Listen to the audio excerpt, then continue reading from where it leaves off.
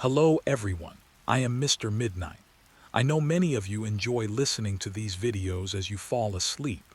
So before you drift off, I'd love for you to leave a comment letting me know where in the world you're tuning in from. And if you're enjoying the story, don't forget to like and subscribe. All right, now let's get comfortable, relax, and dive into tonight's case. Story 1. It was a crisp autumn evening in October 2014 when the quiet town of Bruges, Belgium, woke to the unsettling news of a double disappearance that would shake the community to its core. The victims, Pieter and Annelies van der Meer, were a seemingly ordinary couple, well known and respected in their neighborhood. Pieter, 42, worked as a civil engineer, designing small bridges and urban projects throughout the region. He was considered meticulous, polite, and community-minded. Annelies, 39, managed a small but thriving artisanal bakery in the city center, adored by locals for her warm personality and her dedication to preserving traditional Belgian recipes. Together, they had two children, Thomas, aged 12, and Elise, aged 9, both bright and active students at a nearby private school. That evening, Pieter and Annelies left their home for what would appear to be a routine visit to a local supermarket. They were never seen alive again. Their absence was first noted by Annelies' sister, Marik, who had expected the couple to attend a family dinner that night. When Pieter and Annelies failed to arrive, Marik tried calling their phones repeatedly but received no response.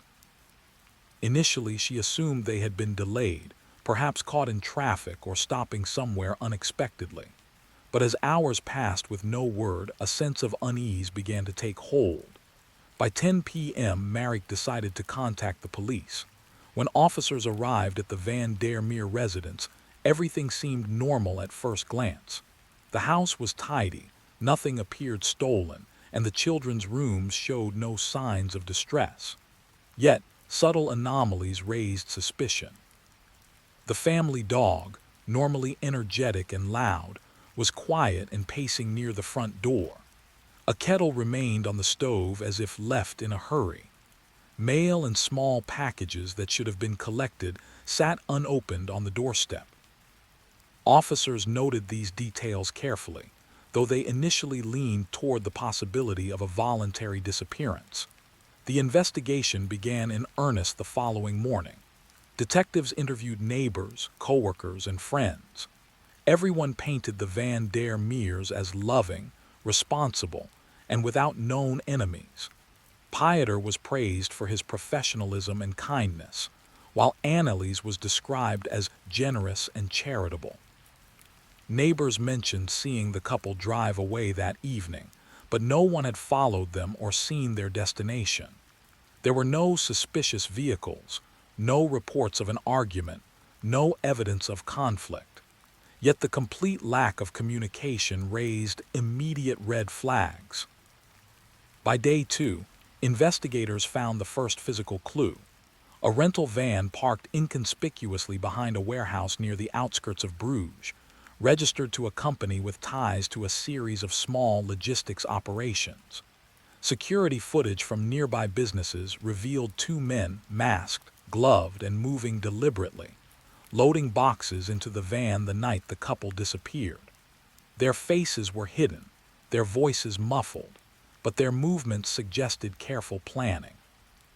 Authorities immediately suspected an abduction rather than a voluntary disappearance, and the investigation widened to include surrounding towns and transportation hubs. As the search continued, Thomas and Elise stayed with relatives, their confusion and fear evident. They repeatedly asked about their parents, unaware of the full gravity of the situation. Psychologists assigned to the family noted the children's resilience, but cautioned that trauma from parental abduction could have long-term effects if not addressed carefully. Meanwhile, Belgian authorities coordinated with Interpol, concerned that the Van der Meers might have been transported across borders. Europol agents joined the investigation, analyzing vehicle tracking systems, toll data, and surveillance networks across Belgium, the Netherlands, and northern France. Evidence collected from the rental van proved chilling. Blood traces matching Pieter and Annelies were found on the interior floor mats, along with fibers consistent with clothing the couple had been wearing. The boxes contained items suggesting a staged transport: ropes, duct tape, and containers designed for temporary confinement. Investigators quickly realized the couple had been abducted, and likely at the hands of someone with knowledge of their routines. Forensic analysis confirmed that the traces of DNA left behind were deliberate, possibly to mislead the investigation, or confirm that the victims had been forcibly taken. The motive remained unclear. Nothing had been stolen from their home.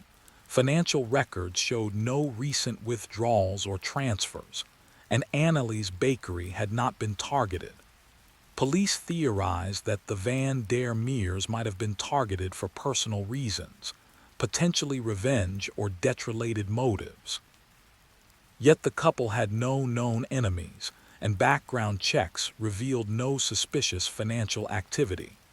Investigators began focusing on local criminal networks, petty extortion rings, and organized crime elements known to operate in the region. Meanwhile, a witness came forward with a critical piece of information. A man working at a nearby industrial park had seen a familiar face near the van on the night of the disappearance. A known fixer and former security consultant who had recently fallen out of favor with certain business associates. The witness described him as tall, with a noticeable limp, and carrying a tablet computer. This individual, later identified as Laurent de Klerk, had access to knowledge about security systems and logistics, raising the possibility that the abduction had been meticulously planned. Authorities immediately placed de Klerk under surveillance and sought arrest warrants, but he had disappeared, leaving minimal trace. Phone records suggested he may have coordinated with two other men, possibly accomplices, but no firm identities had been established. Investigators expanded their efforts to border towns and airports, aware that time was critical. Each passing day without contact increased the likelihood of harm coming to Pieter and Annelies. As media coverage intensified, public awareness surged. Belgian news outlets ran daily updates, and European crime forums speculated about possible motives and suspects. Social media campaigns spread rapidly, encouraging anyone with information to come forward. Yet despite this visibility, the case remained frustratingly opaque, and authorities feared the longer the Van der Meers remained missing, the slimmer the chances of rescue. The first week concluded with no sightings of the couple, no ransom demands, and no direct communication from the perpetrators. Investigators faced a chilling realization. This was not a spontaneous crime, but the execution of a carefully orchestrated plan. The Van der Meers disappearance was no longer just a domestic matter. It had become a complex, multi-jurisdictional investigation that would demand every resource available. Families, friends, and authorities braced for what would become one of Belgium's most notorious unresolved abduction cases. By the second week after Pieter and Annelies Van der Meers' disappearance, the investigation had expanded into a massive operation, involving hundreds of officers across multiple regions. Belgian authorities, aided by Europol, scoured highways, railways, and rivers, trying to trace the rental van or any other vehicle that might have been involved in transporting the couple. Investigators interviewed dozens of locals who might have seen suspicious activity, retraced the couple's known routines, and analyzed thousands of hours of CCTV footage from the city center, industrial parks, and highway toll stations. Yet, despite the intensive effort, the trail remained frustratingly cold. During this time, forensic experts painstakingly examined every trace of evidence left behind at the Van der Meer home and the rental van. Blood samples, fibers, and fingerprints confirmed beyond doubt that Pieter and Annelies had been forcibly abducted. Forensic analysts also noted faint impressions in the dust near the living room floor, likely from the perpetrator's shoes, that indicated someone had carefully avoided touching surfaces unnecessarily, suggesting a meticulous and experienced criminal. Even the dog's unusually subdued behavior was considered a clue. The family pet had likely sensed the intruders and had been restrained or distracted by the kidnappers. Authorities focused on Laurent de Klerk, the man seen near the van. His criminal record showed involvement in logistics-related fraud, security consulting for private companies, and minor violent offenses, but nothing on the scale of this abduction. Investigators suspected he had planned the Van der Meer disappearance for months, possibly with accomplices. Phone intercepts revealed a series of encrypted messages sent shortly before the abduction, suggesting that de Klerk had coordinated with other unknown individuals to ensure a smooth operation. Detectives quickly realized they were dealing with an organized crime operation rather than a random act of violence. The investigation took a chilling turn when anonymous tips began arriving, warning that the Van der Meers were being held in a remote warehouse near the outskirts of Antwerp. Officers rushed to the location, only to find it abandoned, with signs that someone had left in a hurry. There were remnants of supplies, water bottles, and a partially used first aid kit, suggesting that the captives had been moved or that the perpetrators were taking extra precautions to prevent discovery. Surveillance from surrounding streets indicated a white delivery truck leaving the area around the time the tip was received, but it vanished before authorities could intercept it. Meanwhile, Thomas and Elise were struggling to comprehend their parents' sudden absence. Their relatives tried to maintain a sense of normalcy, but the children's grief and confusion were evident. Psychologists recommended maintaining structured routines to provide a semblance of safety, but the emotional toll was immense. Thomas began exhibiting signs of anxiety, repeatedly asking whether his parents were safe or coming home. Elise, though younger, became withdrawn, rarely speaking except to ask questions about what had happened. Social workers and counselors emphasized the importance of shielding them from media speculation, while keeping them informed enough to prevent further distress. As days turned into weeks, investigators uncovered evidence that hinted at a broader motive than simple ransom. Pieter and Annelies had no known enemies, no outstanding debts, and no substantial insurance policies that could explain a financially motivated abduction. However, Pieter's recent involvement in urban planning contracts came under scrutiny. One particular project involved the redevelopment of an industrial zone, displacing a small but vocal community of local business owners. Authorities began to consider whether the abduction could be a form of retaliation or intimidation, though nothing concrete linked the victims to any threats. A breakthrough came when detectives identified a pattern of activity linked to de Klerk. Bank records revealed multiple small cash withdrawals and purchases in the days leading up to the Van der Meers disappearance, including large quantities of rope, padlocks, and cleaning supplies. Investigators also discovered that he had been in contact with two men in France and the Netherlands, both of whom had minor criminal records and expertise in transportation and logistics. These connections suggested a well-planned, multinational operation, heightening concerns that the victims could be moved across borders and complicating rescue efforts. Authorities intensified surveillance at key transport hubs, including train stations, ferry ports, and major highways. Traffic cameras captured a white delivery van matching the rental truck seen at the warehouse on several occasions near the Belgian-French border. A pattern emerged. The vehicle moved under the cover of night, avoiding well-lit areas and made sudden stops at secluded locations. Detectives speculated that these stops might be temporary holding areas or places where supplies were exchanged. Yet despite these leads, the Van der Meers themselves remained unseen and unheard from, heightening fears for their safety. Public concern grew as media coverage of the case intensified. Local and international news outlets ran continuous updates, highlighting the mystery of the disappearance and the seemingly untraceable movements of the suspects. Citizens began sharing tips online, some credible, others not, creating both opportunities and challenges for investigators. Community volunteers organized search parties around abandoned warehouses and rural areas, hoping to provide additional eyes and ears. While their efforts yielded no direct contact with the victims, the increased vigilance put pressure on the perpetrators, who may have been monitoring media reports.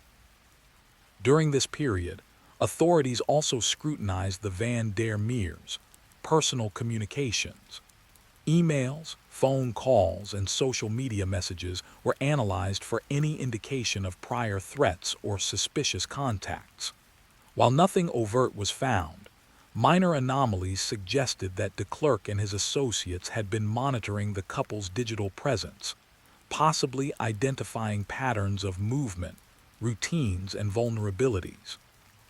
Investigators hypothesized that the abductors had conducted surveillance over weeks, studying the family's habits to maximize control and minimize risk of detection. Then, 2 weeks into the investigation, a new lead emerged. A truck driver reported spotting a white van in a secluded industrial area near Ghent, occupied by 2 men, and a woman matching the general description of Annelies. Authorities immediately organized a coordinated raid. When officers arrived, the location was deserted, though signs of recent occupancy were evident. A small, improvised sleeping area, discarded water bottles, and traces of food. Forensics confirmed that the materials belonged to the Van der Meer family, reinforcing fears that they were still alive, but constantly being moved to avoid capture. Belgian investigators expanded their search radius, coordinating with Dutch authorities and French police. The cross-border nature of the investigation complicated matters, as differences in legal frameworks and jurisdiction slowed decision-making. Yet, the combined efforts also meant more resources. Drones, K9 units, and satellite imagery were employed to track vehicles matching the suspect's description. Analysts examined patterns of movement, attempting to predict the abductors, next steps, and identify potential holding locations before tragedy could occur. As pressure mounted, Laurent de Klerk and his accomplices remained elusive. Investigators speculated that the suspects were highly organized, possibly relying on insider knowledge of security systems, border patrol schedules, and remote properties suitable for concealment. Their planning suggested previous experience with high-risk criminal operations, perhaps involving abduction or kidnapping for purposes beyond financial gain. The realization that the perpetrators had meticulously thought through contingencies, multiple vehicles, escape routes, and mobile holding sites underscored the danger faced by Pieter and Annelies. By the 3rd week of the investigation, the Van der Meer case had reached a critical stage. Authorities were working tirelessly, but the trail remained frustratingly cold. The meticulous planning of Laurent de Klerk and his associates became ever more apparent. Every clue suggested the perpetrators were calculating, disciplined, and aware of the investigation's progress. Detectives feared that any misstep could result in permanent harm to Pieter and Annelies. Yet, even under immense pressure, the Belgian task force refused to relent. Investigators turned their attention to forensic analysis of the family's belongings. Inside the abandoned van, they found traces of DNA, fibers, and fingerprints that were meticulously cleaned but not completely erased. Experts suggested that the perpetrators had some familiarity with forensic countermeasures, but their haste in transporting materials left critical evidence behind. Additionally, surveillance analysis revealed unusual behavior patterns: vehicles moving at odd hours, frequent stops at rural farms, and temporary parking in dense foliage, all indicating that the captives were being moved to prevent detection. Amid the tension, a breakthrough came when a local informant in Ghent contacted police. The teepster had noticed unusual activity near a small, abandoned warehouse in the outskirts of the city. Officers moved quickly, conducting surveillance from a distance. For several nights, they observed subtle movements, lights flickering on and off, shadows crossing windows, but no direct evidence of the Van der Meer's presence. The informant described seeing two men unloading large crates, which could have been intended to hide supplies or fortify a holding area. While inconclusive, this lead provided a tangible location to focus resources, something that had been desperately needed. In the Van der Meer household, the absence of Pieter and Annelies began to exact an emotional toll on the family's extended network. Thomas and Elise struggled to comprehend the uncertainty surrounding their parents' fate. Friends and neighbors organized vigils, posting flyers and sharing information on social media, hoping that public pressure might force the abductors to slip or make a mistake. Community psychologists worked with the children to maintain stability, offering coping strategies for anxiety and fear, but the psychological strain remained intense. Meanwhile, the media scrutiny intensified, drawing international attention to the case and amplifying pressure on law enforcement. As the investigation deepened, authorities began to reconstruct a possible timeline of events from surveillance, financial transactions, and witness accounts. Evidence suggested that the Van der Meers had been moved multiple times since the initial abduction. Encrypted communications intercepted by Europol indicated that de Klerk coordinated with accomplices in France and the Netherlands, scheduling transfers at night to minimize detection. Investigators hypothesized that the suspects were likely holding the family in short-term locations, moving them frequently to evade authorities while maintaining control and ensuring their own security. The forensic team uncovered additional clues in the rental van. A faint footprint, partially obscured by dirt and cleaned surfaces, matched a rare European shoe model, one that had been sold exclusively in specialized stores. Tracking sales of the shoe led investigators to several small retailers in Belgium and northern France, narrowing the suspect pool. Meanwhile, the analysis of fiber samples collected from the vehicle suggested a high-quality textile used in industrial uniforms, implying that the captors may have donned these clothes to disguise themselves or operate without leaving obvious traces. These small breakthroughs strengthened the belief that meticulous preparation had gone into every aspect of the abduction. Despite these advances, a troubling realization emerged. The suspects were likely monitoring public and police communications. Any overt movement could alert them to authorities' intentions, making the window for a successful rescue extremely narrow.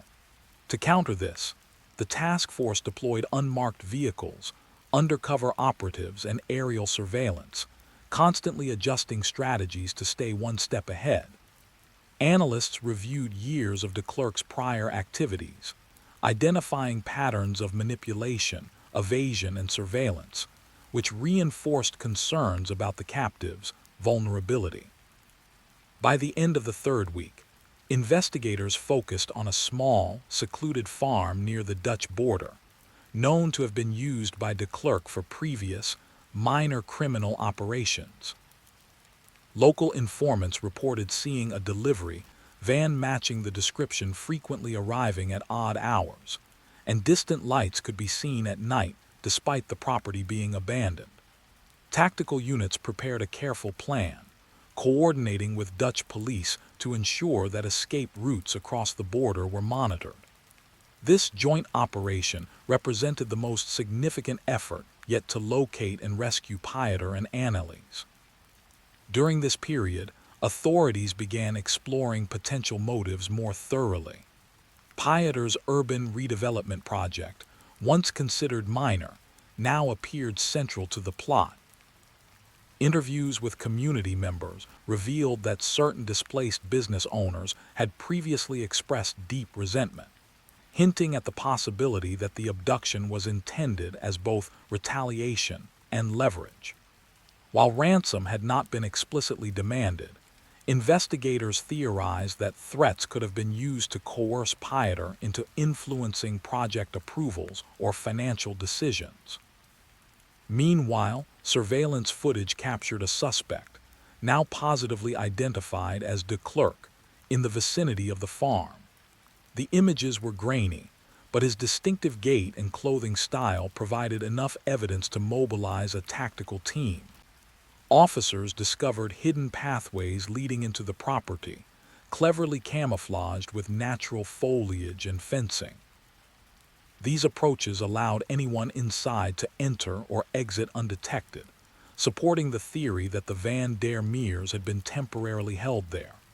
Inside, investigators found discarded supplies, traces of food and bedding, confirming recent occupancy.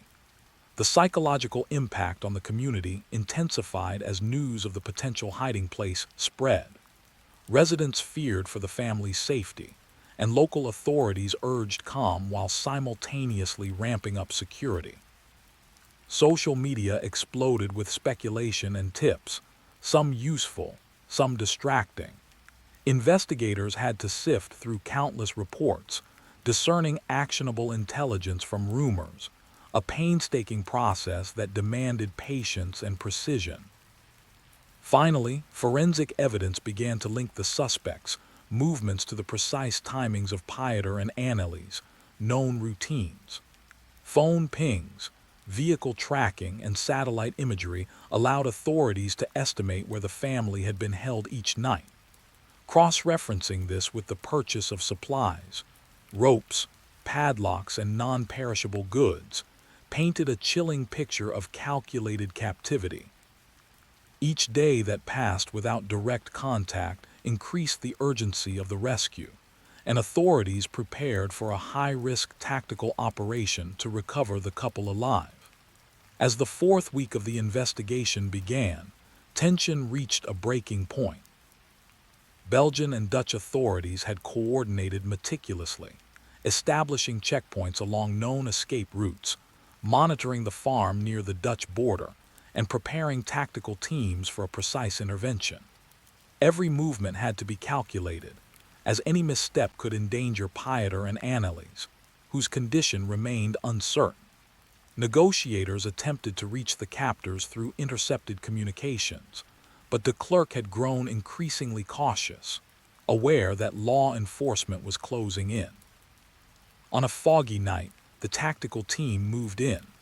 Unmarked vehicles approached the perimeter silently, while aerial drones provided real-time surveillance. Officers noticed subtle signs of occupancy, light flickers through cracks in the barn walls, faint footsteps, and the scent of recently burned candles used to mask the captive's location. A coordinated signal allowed the entry team to breach the outer gates, advancing slowly, clearing rooms and checking each space for potential threats. Inside the main building, Pieter and Annelies were discovered bound and exhausted, but alive. Their immediate medical evaluation revealed dehydration, bruises, and fatigue, but no life-threatening injuries. Relief swept through the team. De Klerk, however, was not yet apprehended. Surveillance had revealed a second route, an underground passage connecting the barn to a neighboring wooded area. Anticipating capture, he attempted to flee, but officers, already positioned along the likely escape paths, cornered him. A brief but tense standoff ensued. De Klerk, realizing that resistance was futile, surrendered peacefully, his expression a mixture of defiance and resignation. His confiscated belongings included cell phones, ledgers documenting surveillance of the Van der Meers, and detailed notes on their routines, providing incontrovertible evidence of premeditation. Once Pieter and Annelies were safely removed from the premises, authorities conducted a thorough sweep, recovering additional incriminating evidence. Rope fibers, food containers, bedding, and surveillance equipment used to monitor the captives. Digital forensics extracted communications between de Klerk and his accomplices, revealing a network that spanned Belgium, France, and the Netherlands.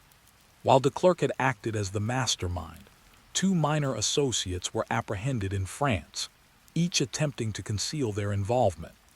Interrogations confirmed that the plan had been highly orchestrated, with the primary objective appearing to be intimidation and potential financial leverage rather than ransom, although threats of harm were explicit. News of the rescue spread quickly, bringing relief to the Van der Meer family and the local community. Thomas and Elise Van der Meer expressed their gratitude publicly, praising the coordination of Belgian and Dutch authorities while acknowledging the resilience of Pieter and Annelies. Psychologists worked with the family to address trauma, helping the couple cope with the psychological scars of their captivity.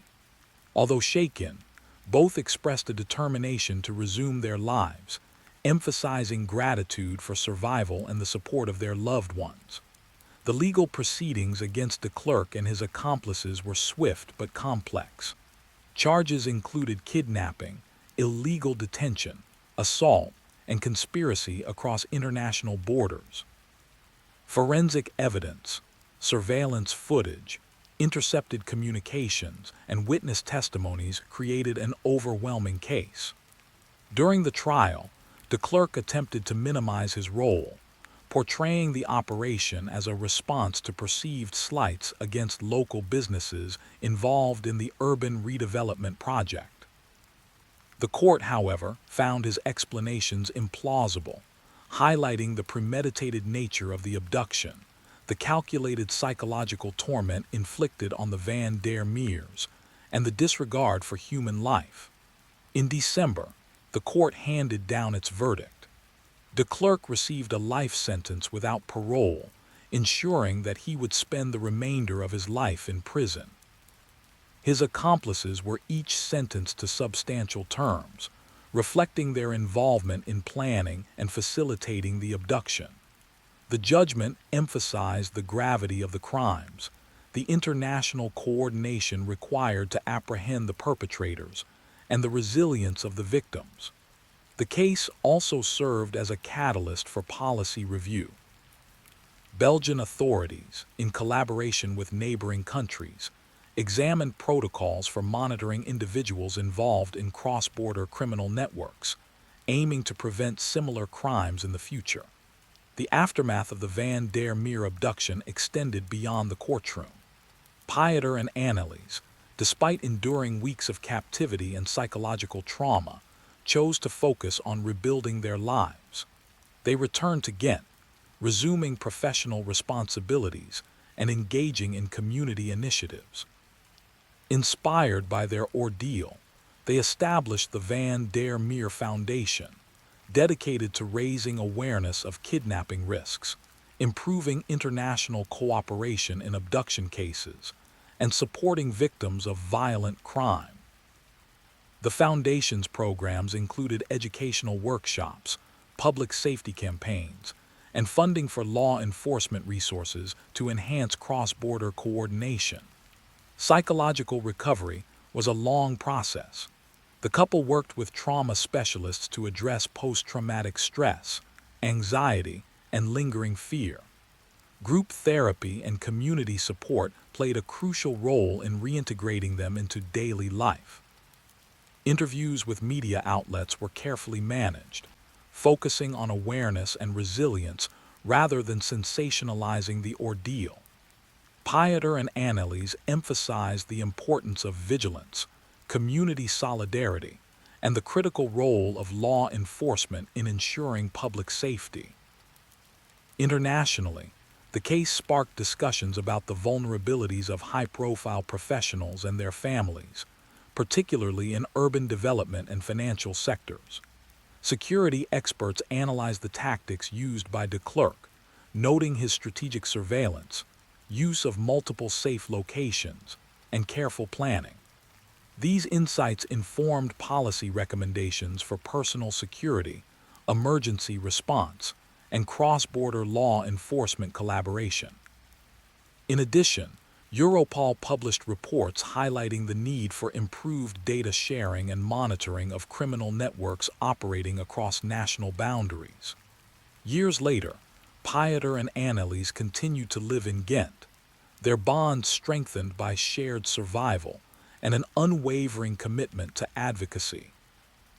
The Van der Meer Foundation grew into a respected organization, hosting annual conferences, safety seminars, and scholarship programs for students pursuing careers in criminology, forensic psychology, and law enforcement.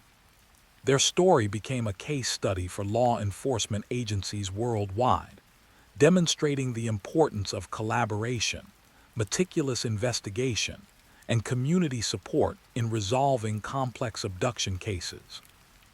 The Van der Meer case remains a powerful reminder of human resilience, the dangers posed by calculated criminal networks, and the enduring importance of vigilance. While the trauma endured by Pieter and Annelies can never be erased, their courage, the determination of law enforcement, and the solidarity of the community transformed a story of fear into one of hope, justice, and proactive change. The world witnessed the darkest side of human intent, but it also saw the light of perseverance, compassion, and the unwavering pursuit of justice. Story 2. On an otherwise unremarkable autumn evening in October 2014, the quiet suburb of Westfield, New Jersey, was settling into its familiar routine. Porch lights flickered on one by one as families finished dinner, televisions hummed behind closed curtains, and the tree-lined streets returned to their usual stillness. Nothing about that night suggested that one household, just like so many others on the block, was already standing on the edge of irreversible tragedy. The Collins family had lived on Sycamore Drive for nearly 12 years. Their home was not the largest on the street, nor the most impressive, but it carried the kind of quiet stability that neighbors noticed and admired. David Collins was 46 years old, a senior financial analyst for a regional investment firm in Manhattan. He commuted into the city 5 days a week, leaving early and returning home just before sunset, his life structured around schedules, forecasts, and deadlines. Those who worked with him described him as dependable, reserved, and meticulous, a man who rarely raised his voice and never missed a detail. His wife, Laura Collins, was 44 and worked part-time as a licensed clinical social worker. She balanced her career with raising their 2 children, 12-year-old Emily and 9-year-old Ryan. Laura was known in the neighborhood as warm and approachable, the kind of person who volunteered for school fundraisers, coordinated meal trains when someone fell ill, and remembered birthdays without needing reminders. Friends often remarked that she seemed to carry the emotional weight of others with ease, always listening, always present. Emily Collins was a quiet, thoughtful child with a love for books and art.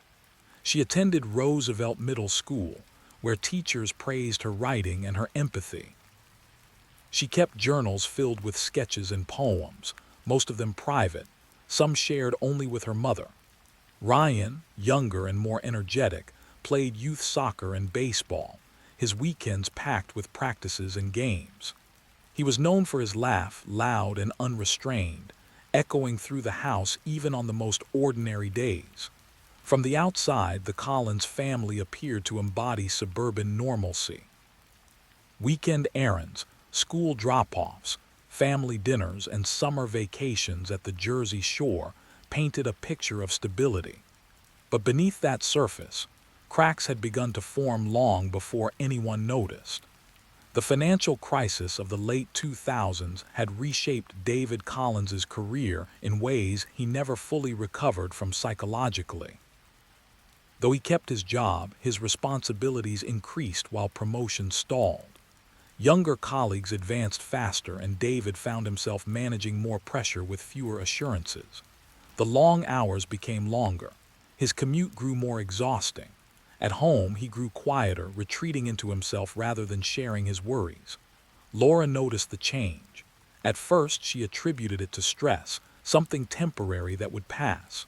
But over time, David's silence hardened into distance. He became defensive when finances were mentioned, irritated by small disruptions, withdrawn during family gatherings. Arguments were rare but sharp when they occurred, centered mostly around money, control, and what David perceived as a lack of appreciation for the burden he carried. In early 2014, Laura suggested counseling. David resisted at first, insisting that nothing was wrong, that stress was normal, that everyone felt pressure. Eventually, he agreed to attend a few sessions, but his participation was minimal. He spoke carefully, choosing words that revealed little, while Laura attempted to bridge the growing emotional gap between them. Unknown to Laura, David had begun keeping secrets. Late at night, long after the house had gone quiet, David sat alone in the glow of his laptop. He reviewed bank statements, investment accounts, and credit balances with growing panic. A series of failed personal investments, made quietly and without Laura's knowledge, had begun to spiral out of control. What started as an attempt to regain a sense of power and success turned into mounting losses. By the summer of 2014, David was facing a financial reality far worse than anyone around him realized.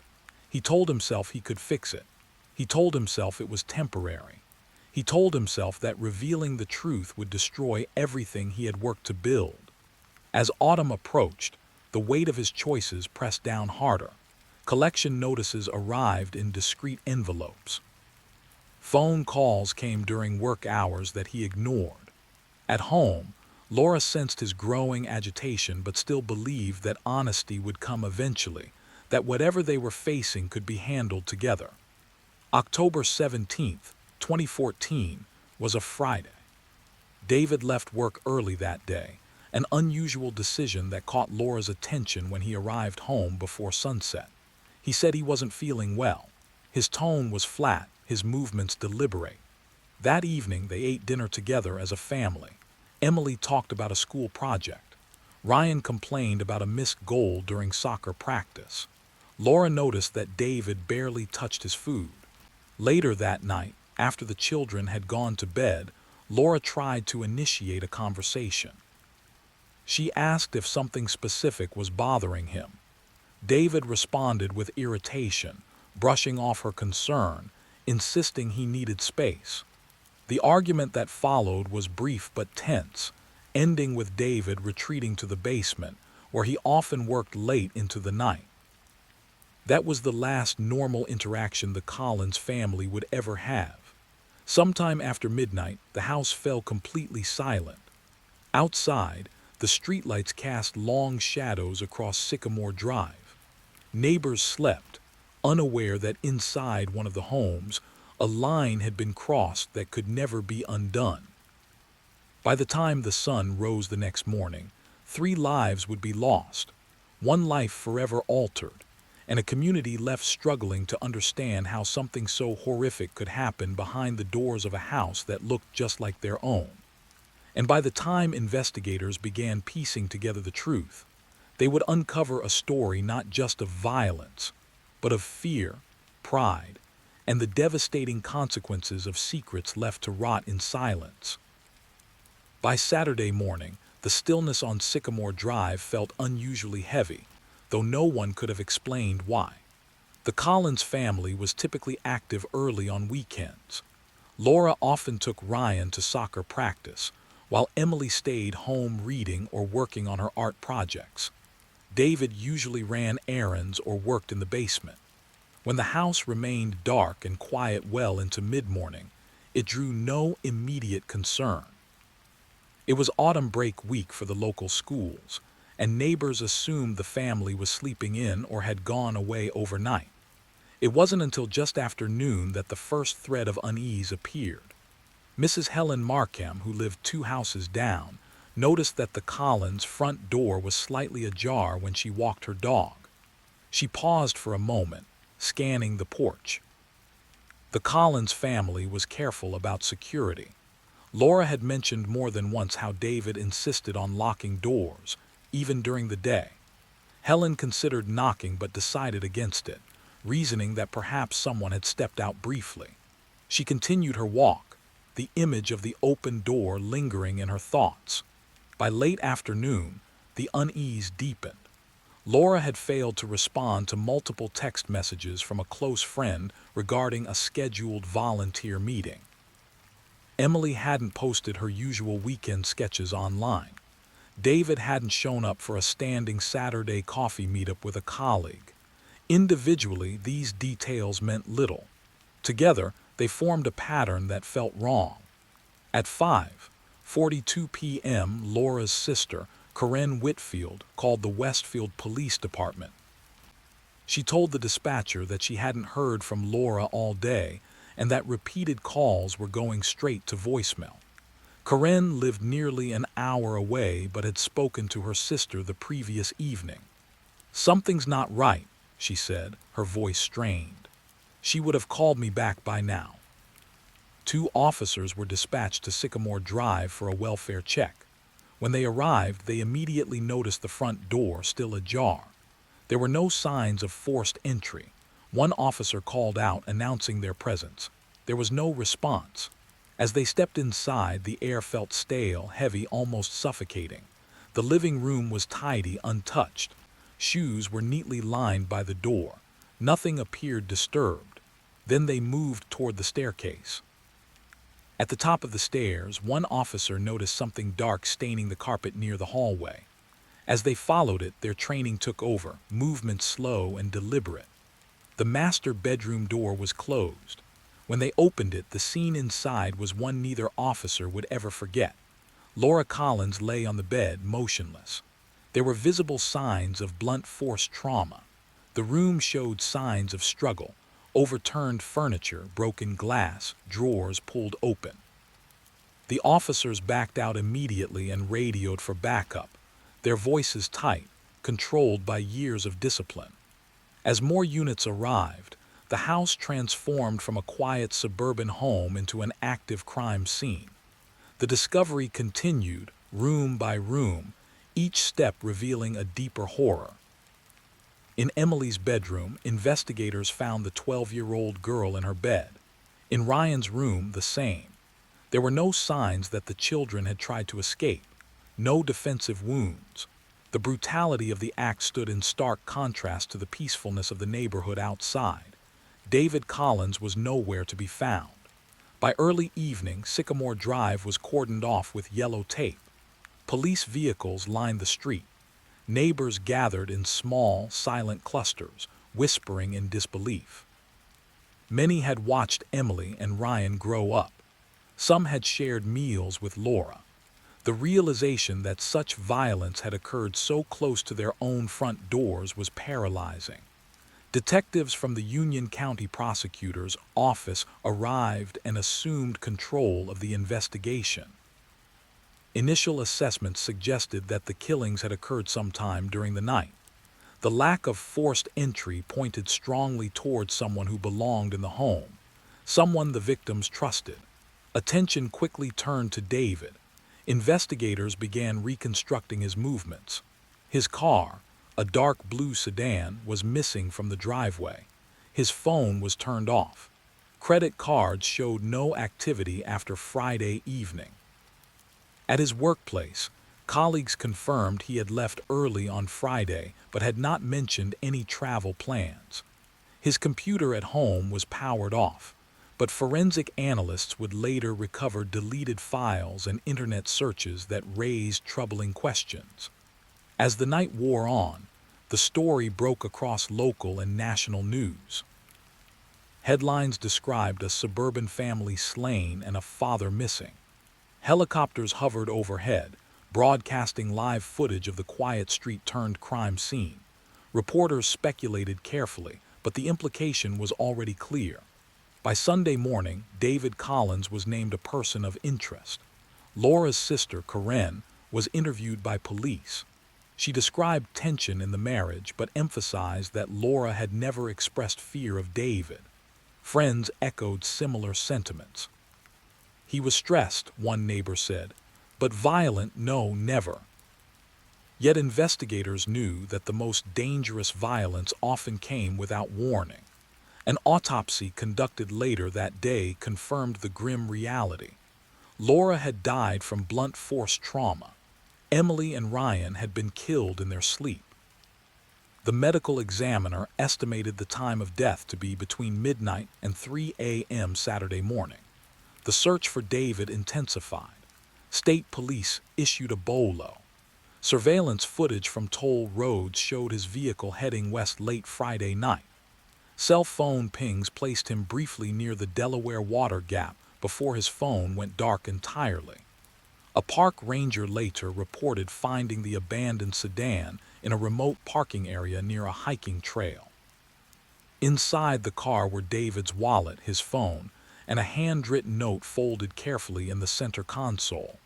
The note did not contain a confession. It was vague, emotional, and deeply unsettling. David wrote about failure, shame, and love. He wrote that he couldn't see another way out. He apologized repeatedly but never explicitly stated what he had done. The final line read, "Please forgive me for what I couldn't fix." Authorities launched an extensive search of the surrounding forest. K-9 units, helicopters, and volunteer search teams combed miles of rugged terrain. The weather turned colder. Rain fell intermittently, complicating efforts. Days passed with no sign of David Collins. As the search continued, investigators began digging deeper into David's financial life. What they uncovered painted a picture of desperation. Secret loans, mounting debt, investments gone catastrophically wrong. Documents suggested that Laura had been completely unaware of the extent of the financial collapse. To detectives, a grim narrative began to form. A man cornered by his own secrets, choosing annihilation over exposure. By the end of the week, law enforcement faced a haunting possibility. David Collins may have taken his own life in the wilderness, leaving his family dead and his final fate unknown. But there were troubling inconsistencies. No body had been found, no weapon recovered, no definitive proof that David was dead. And as investigators would soon learn, the story was far from over. As the search stretched into its second week, the case shifted from urgency to uncertainty. The forest near the Delaware Water Gap had yielded nothing beyond David Collins's abandoned vehicle and a few indistinct footprints washed away by rain. Each day that passed without discovery deepened the tension between two competing theories: that David had ended his life somewhere in the wilderness, or that he had staged his disappearance and escaped. Law enforcement quietly began preparing for the second possibility. Behavioral analysts from the FBI's Newark field office were consulted. They reviewed David's history, personality, financial decisions, and the contents of the note left behind. The language of the note was emotional but controlled, lacking the finality that often accompanied suicide notes. There were no instructions, no clear goodbyes, no mention of where to find him. Instead, it read like something written to buy time, to soften judgment, to shape perception. At the same time, forensic accountants continued combing through David's digital footprint. Deleted emails were recovered, browser histories reconstructed, cloud backups examined. What emerged was a timeline of mounting panic that went far beyond professional stress. David had been communicating with high-risk lenders. He had moved small sums of money between accounts in the weeks before the murders, amounts that seemed insignificant on their own but, when combined, suggested preparation. He had liquidated certain assets quietly, selling items online under pseudonyms and withdrawing cash in increments designed to avoid scrutiny. More troubling still were travel searches conducted late at night in the weeks leading up to October 17th. Border towns, bus routes, remote airports, cash-only accommodations. These were not the searches of a man contemplating a single impulsive act. They were the searches of someone planning contingencies. Meanwhile, the Collins home remained sealed. Inside, investigators continued reconstructing the final hours. The absence of forced entry, the lack of defensive wounds on the children, and the controlled nature of the violence all pointed toward a calculated act. This was not a sudden explosion of rage. It was deliberate, contained, and devastatingly personal. Laura's phone records showed unanswered calls made late Friday night, attempts to reach David after he went downstairs. Emily's journal, found on her desk, ended with an entry written earlier that evening.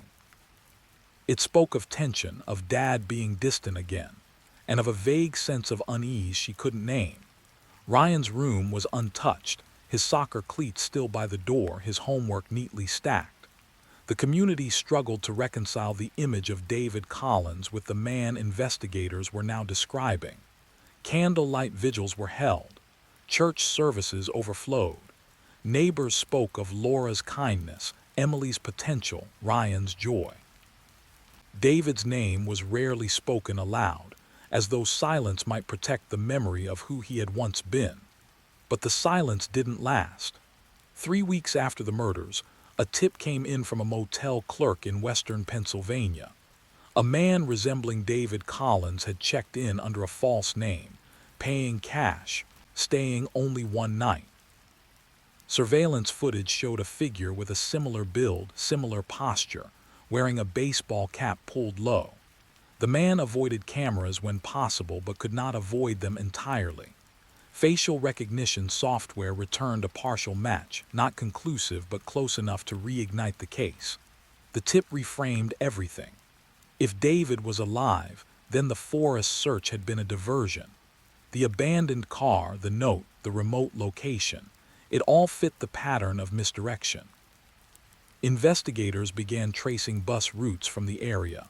One ticket, purchased with cash at a rural terminal, led to Ohio. Another tip followed, then another. Sightings, each uncertain but compelling, began to string together into a loose path heading south. As the manhunt evolved, so did public reaction. Sympathy fractured. Some still clung to the belief that David had died, that the idea of him living freely after destroying his family was unbearable. Others grew angry, demanding accountability, demanding answers. Online forums filled with speculation, amateur analyses, and leaked details. The story took on a life of its own, transforming from tragedy into obsession. Laura's sister Karen became the family's public voice. In interviews, she spoke carefully, grief etched into every word. She refused to speculate on David's fate but made one thing clear. If he's alive, she said, then he owes the world the truth, and he owes my sister justice. Behind the scenes, investigators focused on motive. The financial collapse was real, but was it enough to explain what happened? Psychological evaluations suggested David exhibited traits consistent with catastrophic thinking, a mindset in which exposure equated to annihilation. To someone trapped in that framework, erasing the future could feel like the only escape. But there was another layer emerging.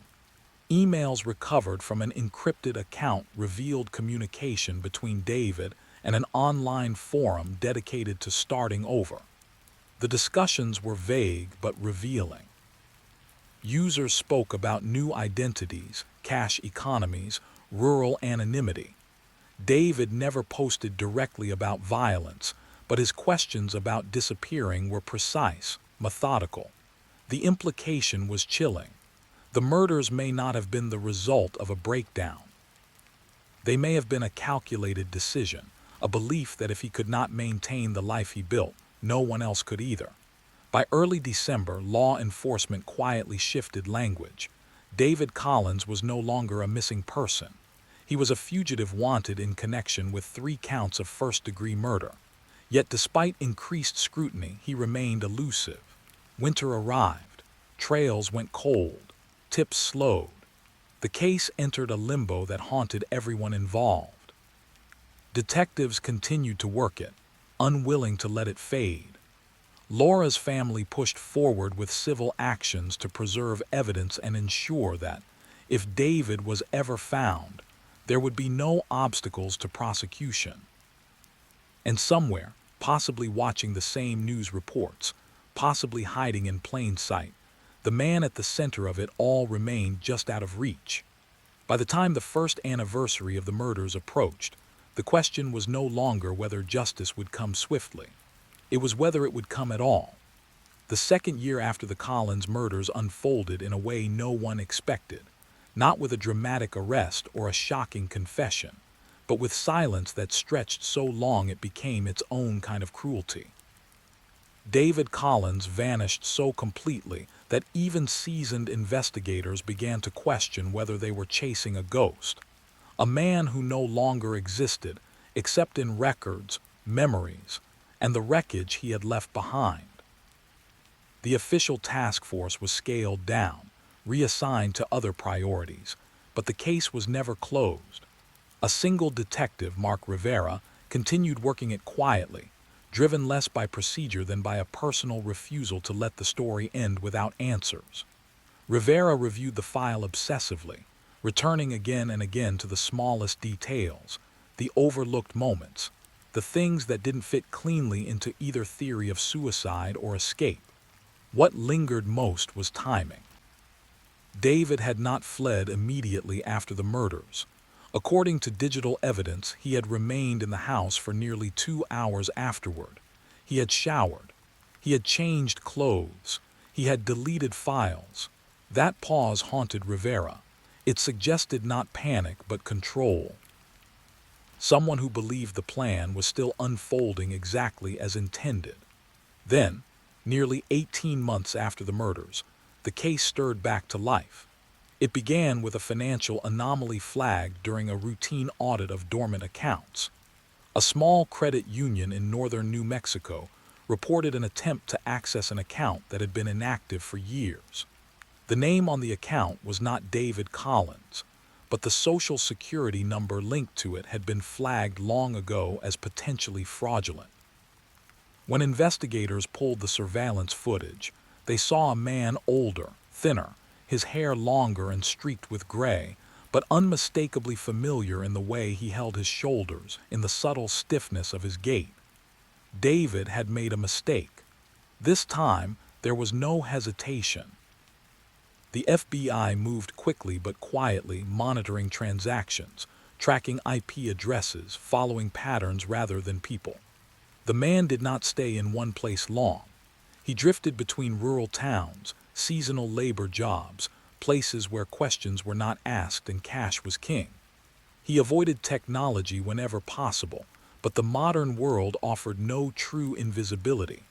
Every transaction, no matter how small, left a trace. The break came when a local hospital reported an unidentified patient treated for dehydration and a fractured wrist after a fall. He gave a false name. He refused to provide insurance, but his fingerprints, taken routinely, told a different story. Within hours, agents confirmed what many had feared and hoped in equal measure. David Collins was alive. The arrest was quiet.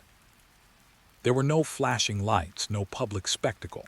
He was taken into custody in a small desert town just before sunrise, sitting alone outside a trailer he had been renting under an alias. When agents approached, he did not run. He did not resist. He simply closed his eyes as though the moment he had been preparing for had finally arrived. During interrogation, David spoke little. When he did, his words were careful, measured, devoid of emotion. He did not deny responsibility. He did not offer remorse in the way people expected. Instead, he framed his actions as inevitability, as though the outcome had been sealed long before that October night. He spoke of pressure, of failure, of the terror of exposure. He spoke of a belief that everything he loved was already lost, that disgrace would erase his family's future, that he was sparing them something worse. When asked if he understood what he had done, he paused for a long time before answering. "I understand," he said. "I just don't feel what you want me to feel." The trial was swift and relentless. The evidence was overwhelming. The financial records, the digital trail, the forensic findings, the months of deception that followed the murders. Prosecutors painted a picture of a man who chose annihilation over accountability, who believed control mattered more than life itself. Laura's sister testified, her voice steady but unyielding. She spoke not of David, but of Laura, Emily, and Ryan, of ordinary mornings, of missed birthdays, of the silence that filled their house now. Her words carried more weight than any expert witness ever could. David never testified. He sat motionless throughout the proceedings, his expression unreadable. When the verdict came back guilty on all counts, there was no visible reaction, no tears, no anger, just a slight tightening of his jaw as though confirming something he had always known. The sentence was life without parole. In the months that followed, the story slowly receded from headlines, replaced by newer tragedies, newer crimes. But for those closest to the case, the ending offered no real closure. There was relief, yes, and justice in the legal sense, but no explanation that could make sense of the loss. Investigators returned to their lives. The Collins house was sold, renovated, its history erased by fresh paint and new owners who would never fully escape what had happened there. The community healed unevenly, scarred but moving forward. David Collins was transferred to a maximum security facility, where he lived out his days quietly, rarely speaking, declining visits, existing in a narrow world defined by routine and confinement. He never gave a full confession, never apologized publicly, never explained why escape had mattered more than surrender. And perhaps that was the most unsettling part of all, because in the end, the case offered no comforting narrative, no moment of redemption, no clear moral beyond the fragile truth that lives can be destroyed not only by rage or madness, but by fear, pride, and the quiet decision to see other people as extensions of one's own failure. The Collins murders became a case study, a cautionary tale, a story told and retold in documentaries and courtrooms and classrooms. But for those who lived it, for those who loved the victims, it was something far simpler and far heavier. It was a reminder that sometimes the most terrifying crimes are not committed by strangers in the dark, but by the people we believe we know best. Story 3. The night it began, no one noticed anything wrong. It was a Friday in late September, the kind of evening that felt ordinary in a quiet suburban town outside Des Moines, Iowa. Porch lights flickered on as the sun dipped below the horizon. Neighbors watered lawns. Children rode bikes in slow circles, reluctant to go inside.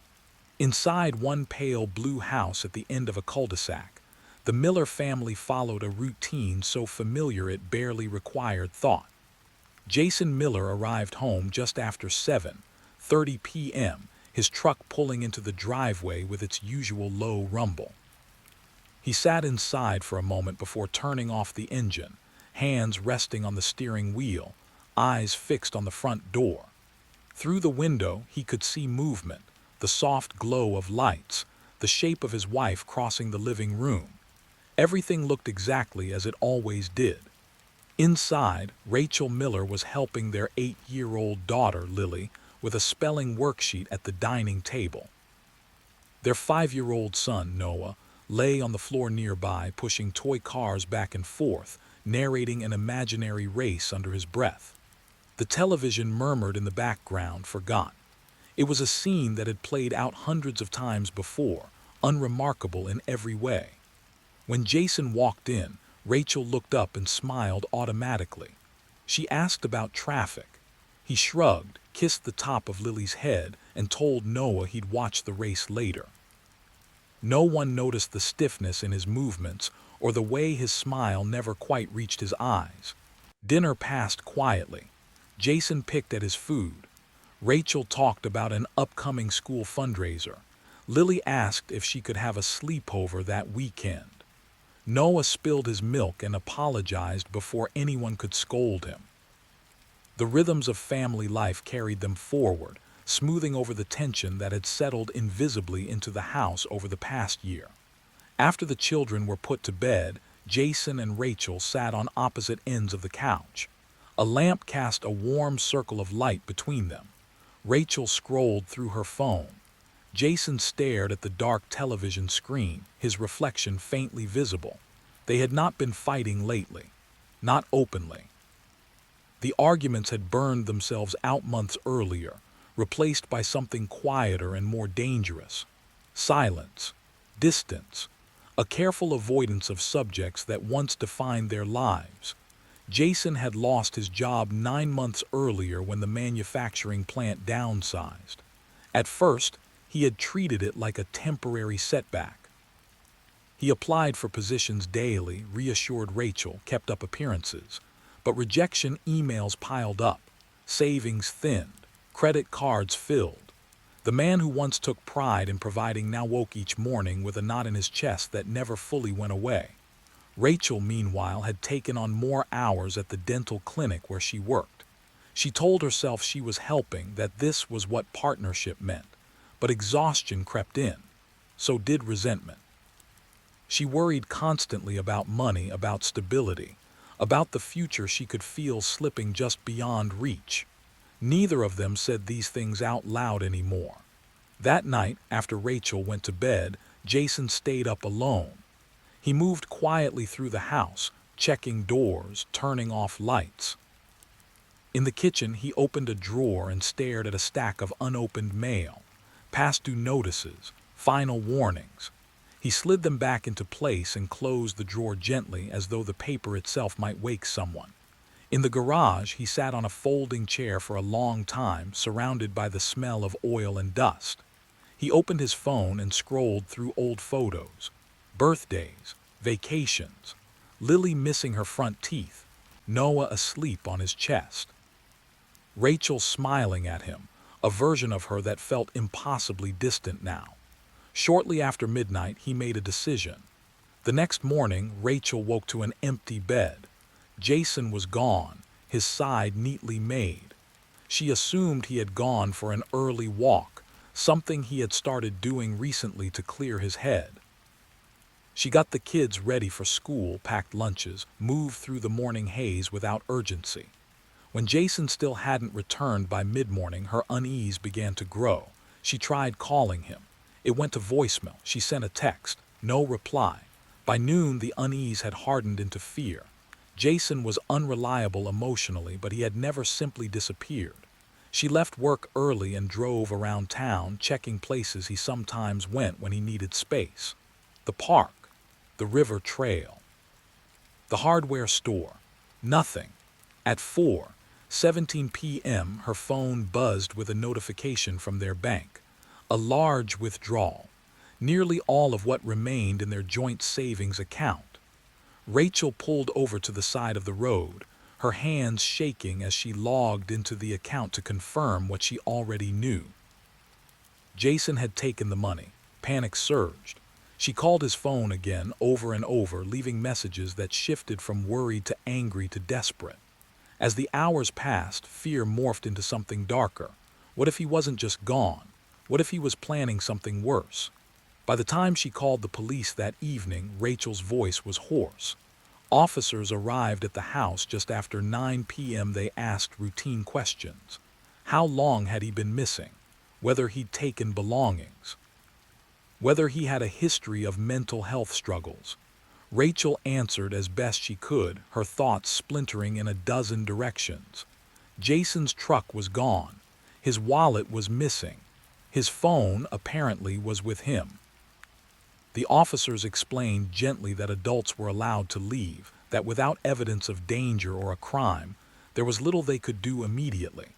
They took a report. They promised to keep an eye out. Rachel sat at the kitchen table long after they left, staring at the door Jason had walked through so many times. Lily and Noah slept upstairs, unaware that something fundamental had shifted beneath their feet. At 6:32 a.m. the next morning, everything changed. A hiker found Jason's truck parked near a remote access road by the Des Moines River, 20 miles outside town. The driver's door was open. The keys lay on the ground nearby. Inside the cab, officers found Jason's wallet, neatly placed on the passenger seat. There was a folded piece of paper tucked into the center console. It was addressed to Rachel. The note was short, apologetic, vague. Jason wrote that he was sorry for everything, that he loved the kids more than anything, that he couldn't fix what he had broken. He asked Rachel to take care of them, to remember him kindly if she could. There was no mention of where he was going, no explanation, no goodbye to the children by name. By midday, the riverbanks were crawling with search teams, dogs, drones, volunteers. The assumption was immediate and grim. Jason Miller had driven to the river to end his life. Rachel stood with officers near the water, clutching her jacket around herself as autumn wind cut through the trees. She stared at the dark current, trying to reconcile the man she loved with the words in the note, with the idea that he might have chosen to leave his children forever. As night fell and the search yielded nothing, the town braced itself for the worst. But far from the river, beyond the reach of flashlights and search dogs, Jason Miller was very much alive, and his story was only just beginning. By the third day, the search along the river had taken on a mechanical rhythm. Crews moved in careful lines, eyes trained on the water and the muddy banks, marking areas already cleared with bright tape. Sonar teams scanned deeper sections, their screens glowing with grainy images that offered hope and disappointment in equal measure. Each hour that passed without a discovery tightened the knot in Rachel Miller's chest. The police briefed her twice a day. They spoke gently, using cautious language, but the message was clear. Most cases like this ended the same way. The note, the abandoned truck, the personal items left behind. It all fit a familiar, tragic pattern, yet there were things that didn't sit right. Rachel replayed the previous weeks over and over in her mind. Jason had been withdrawn, yes, but not despondent in the way she now recognized from stories she read online late at night. He had made plans. He had talked about Lily's school play, about fixing the broken fence in the spring. He had argued about money, about bills, but there had been a strange urgency beneath it, not despair but pressure, as though he were racing towards something only he could see. Detectives began to notice inconsistencies as well. Jason's phone had not been recovered, which was unusual in suicide cases where people often left devices behind. There was also the withdrawal of funds. While not unheard of, it complicated the narrative. Why take nearly all the remaining savings if he didn't plan to use it? Still, the river search continued. On the fourth day, a jacket matching the one Jason had been seen wearing was pulled from the water several miles downstream. It was waterlogged, tangled in debris. Rachel was asked to identify it. She did so silently, her hands trembling as she touched the fabric. The jacket became the unofficial turning point. Media attention intensified. News vans lined the streets near the river. Headlines shifted from missing man to presumed dead. Reporters spoke in hushed tones about financial stress, about the pressures facing unemployed fathers, about the quiet crisis unfolding in households across the country. Jason Miller's face appeared on screens everywhere, frozen in a family photo taken years earlier. A memorial service was scheduled, though no body had been found. Rachel moved through the days like someone underwater. Friends brought meals she barely touched. Lily asked when Daddy was coming home. Noah grew clingy, crying at night for reasons he couldn't explain. Rachel gave the only answers she could manage, vague reassurances that felt hollow even as she spoke them. Behind the scenes, however, the investigation was subtly shifting. A detective named Aaron Cole, newly assigned to the case, reviewed Jason's financial records with fresh eyes. He noticed the pattern of withdrawals in the weeks before Jason disappeared. Small amounts taken from ATMs in different neighborhoods. A prepaid debit card purchased at a grocery store. Cash advances that, when viewed individually, seemed insignificant but together suggested preparation. Then there was the note. Cole read it again and again. It expressed sorrow, but it lacked specificity. There were no personal memories, no apologies tied to concrete moments. It felt performative, written to satisfy expectation rather than to unburden a conscience.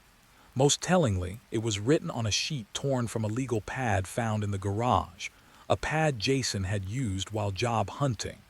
The ink was smudge-free, the paper clean. It had not been written in a moment of emotional collapse, but carefully, deliberately.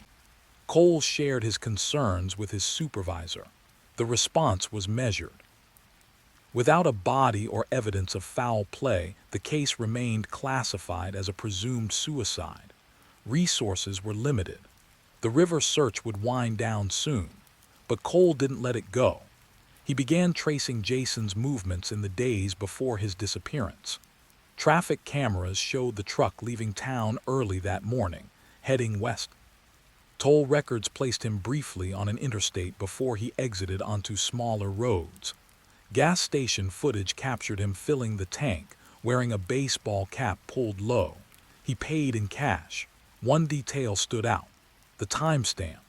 Jason bought gas nearly 2 hours after the time Rachel believed he had left the house. That meant he hadn't driven straight to the river. He had gone somewhere else first. Cole expanded the timeline. Cell phone pings, though limited, showed Jason's phone active until late afternoon, long after the truck was abandoned. The pings were sparse, but they formed a loose path moving away from the river, not toward it. The implication was unsettling. Jason may have staged the scene. When Cole presented this theory, it was met with skepticism. Staging a disappearance required foresight, emotional detachment, and a willingness to abandon one's children. It was far easier to believe that Jason had panicked, acted impulsively, and ended his life. Still, the evidence refused to settle neatly into that box. Meanwhile, Rachel's grief was complicated by doubt she barely allowed herself to acknowledge. In quiet moments, she found herself scanning crowds, her breath catching at the sight of a man with Jason's build or gait. She hated herself for the thought, but it persisted. What if he was still out there? What if the note had been a lie? 3 weeks after the disappearance, the river search was officially suspended. The case was downgraded. The memorial service went ahead as planned. Rachel stood at the front of the church, holding Lily's hand. Noah pressed against her leg and listened as people spoke of Jason in the past tense. But Detective Cole was not finished. He contacted federal authorities, sharing his findings and requesting assistance in analyzing the financial trail. Quietly, without fanfare, the case was reopened under a different lens, not as a recovery but as a potential disappearance. The question was no longer whether Jason Miller was dead. It was whether he had chosen to disappear, and if so, why. The trail Jason Miller left behind did not look like the frantic escape of a desperate man. It looked planned, cautious, almost methodical, and that realization unsettled everyone who studied it. Detective Aaron Cole began working the case in hours stolen from other assignments, poring over financial records late into the night, replaying security footage frame by frame, tracing movements that Jason had clearly believed would never be connected. The The prepaid debit card became the first real breakthrough. It had been purchased 3 weeks before Jason disappeared, paid for in cash at a grocery store 10 miles from his home. At the time, the transaction blended into the background noise of everyday commerce, but once activated, the card told a different story. Small purchases appeared in the days following Jason's disappearance. A convenience store coffee, a fast food meal, a motel room paid for one night at a roadside in nearly 80 miles from the river where his truck had been abandoned. Jason Miller, presumed dead, had been alive at least 24 hours after he vanished. Cole requested the motel's surveillance footage. The manager, confused but cooperative, pulled archived video from the date in question. The footage showed a man entering the lobby just after midnight. He wore a hooded sweatshirt, a baseball cap, and glasses. His head was down, his shoulders hunched, but when the man paused at the desk, the camera caught a partial profile. It was Jason. There was no mistaking it. The nose, the jawline, the slight scar near his temple from a childhood accident. He paid in cash, signed the register with a shaky hand, and was handed a key. He never looked at the camera. The room had been paid for under a false name. The ID used was a counterfeit driver's license bearing Jason's photo, but a different name and address.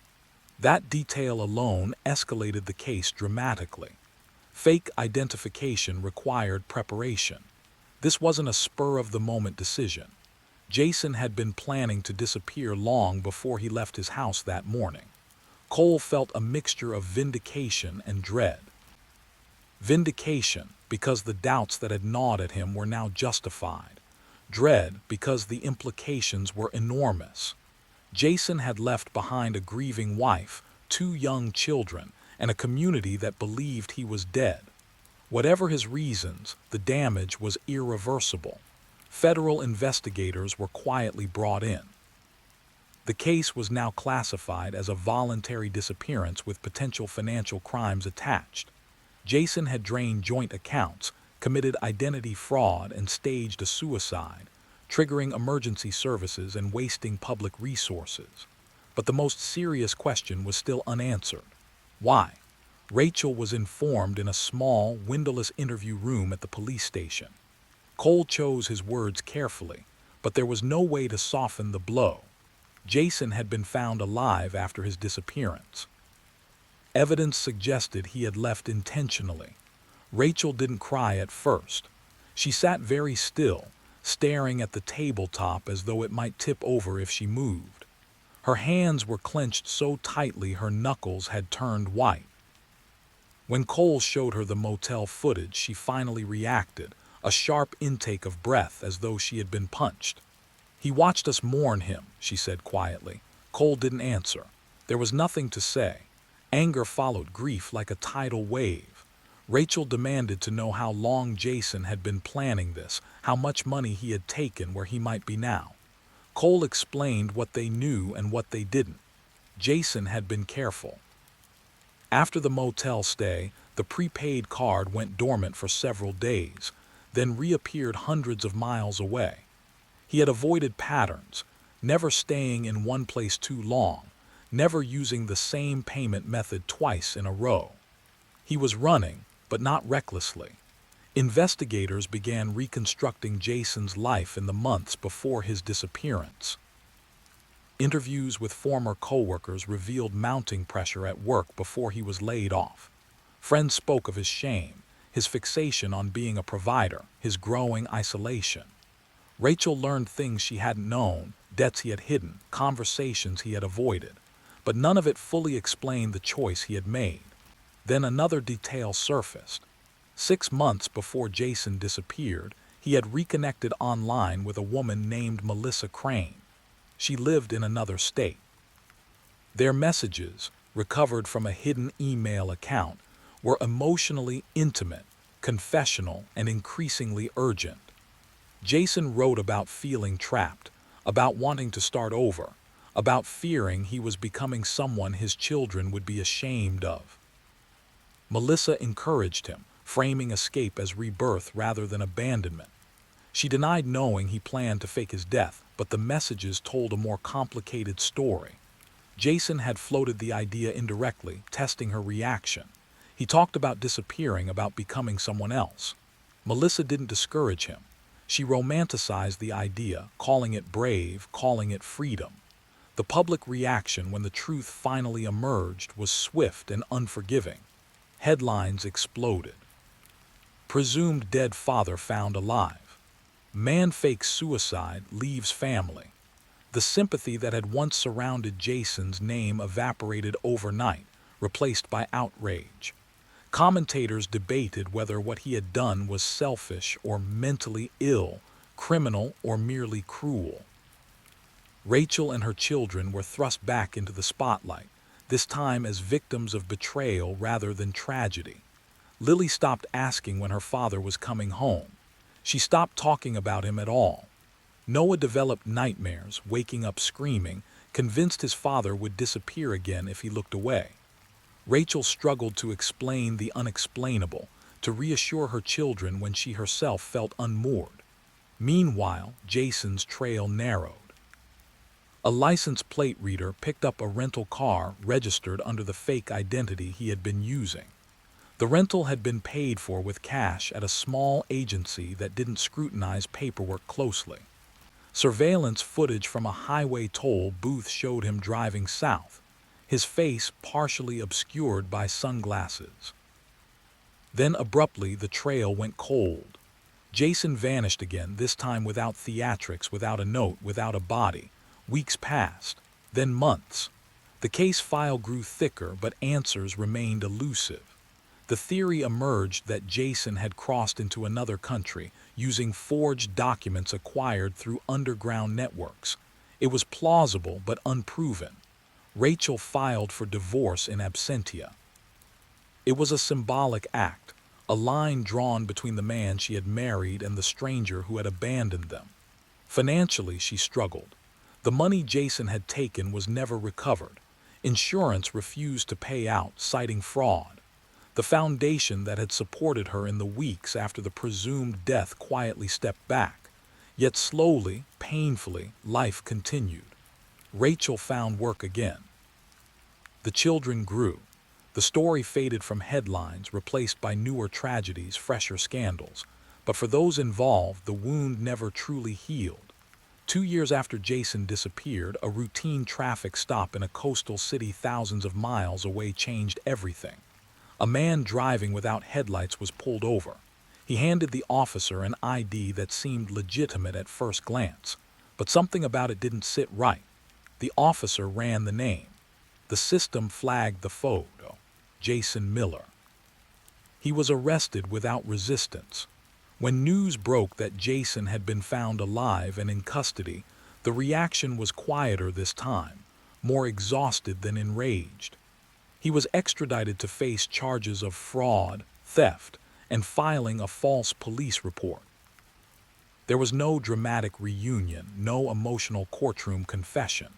Rachel chose not to attend his arraignment. Jason pled guilty to most charges. In his statement, he spoke of panic, of feeling cornered, of believing his family would be better off without him. The judge listened, unsympathetic, and sentenced him to several years in prison.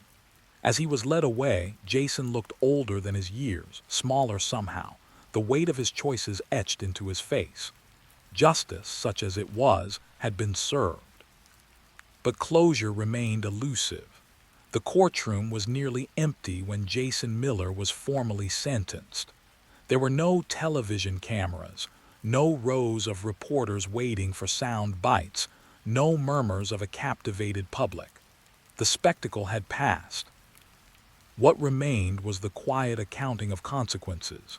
Jason stood in an orange jumpsuit, his hands clasped in front of him, listening as the judge listed the charges and summarized the damage his actions had caused: fraud, theft, identity falsification, filing a false police report.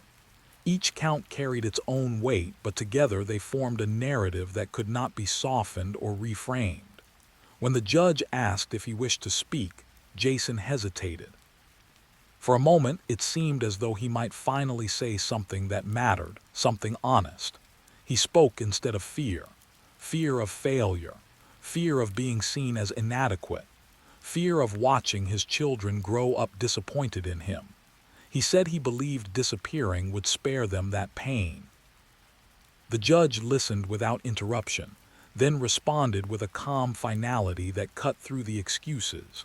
Abandonment, he said, is not protection. Deception is not sacrifice. The sentence was handed down. Several years in state prison, followed by restitution orders that Jason would likely never fully satisfy. Rachel learned of the outcome through a phone call. She thanked the detective who had stayed with the case long after others had moved on, then sat alone in her kitchen, the same kitchen where Jason had once stood packing his lunch, laughing with the kids, talking about plans that now felt like artifacts from another lifetime. She did not feel relief. She felt tired. In the months that followed, the practical aftermath settled in. Legal paperwork arrived in thick envelopes. Creditors resurfaced. Therapy appointments filled the calendar. Lily entered her teenage years with a guarded distance, wary of trusting promises, quick to assume people would leave. Noah struggled with anger he could not articulate, acting out at school, pushing boundaries as though daring the world to abandon him again. Rachel worked relentlessly to create stability. She downsized, moved to a smaller home closer to her job, rebuilt routines piece by piece. Some nights she lay awake wondering if she should have seen it coming, if there had been signs she missed. Other nights she reminded herself that responsibility belonged solely to the man who chose to leave. Jason wrote letters from prison.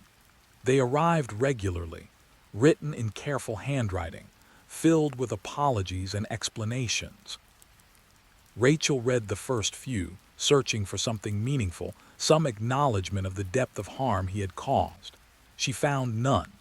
The letters spoke mostly of his loneliness, his regrets, his desire to reconnect. Eventually, she stopped opening them. The children never saw them. Public interest in the case faded almost completely.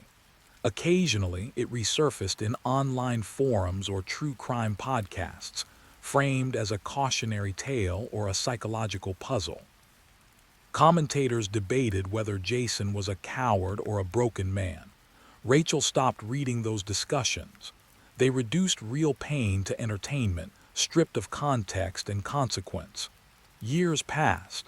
Lily graduated high school. Noah found solace in sports, channeling his anger into discipline and focus. Rachel rebuilt her sense of self beyond survival, beyond reaction. She made friends who knew her not as the woman whose husband disappeared, but simply as Rachel. Slowly, the story loosened its grip on her daily life. Jason was released early for good behavior. The news reached Rachel through an automated court notification. She felt a familiar tightening in her chest, a reflexive fear that quickly gave way to resolve. She consulted her lawyer, ensured protective boundaries were in place, and informed the school. Jason was legally barred from contacting the children without consent. He did not challenge it. He tried once, years later, sending a message through a mutual acquaintance, asking if Rachel would meet him just to talk. She declined. There was nothing left to say. In time, Rachel began to understand something she had resisted for years. Closure was not an event. It was not a verdict or a sentence or an apology. It was a process, uneven and personal, shaped by the choice to move forward even when the past refused to stay quiet.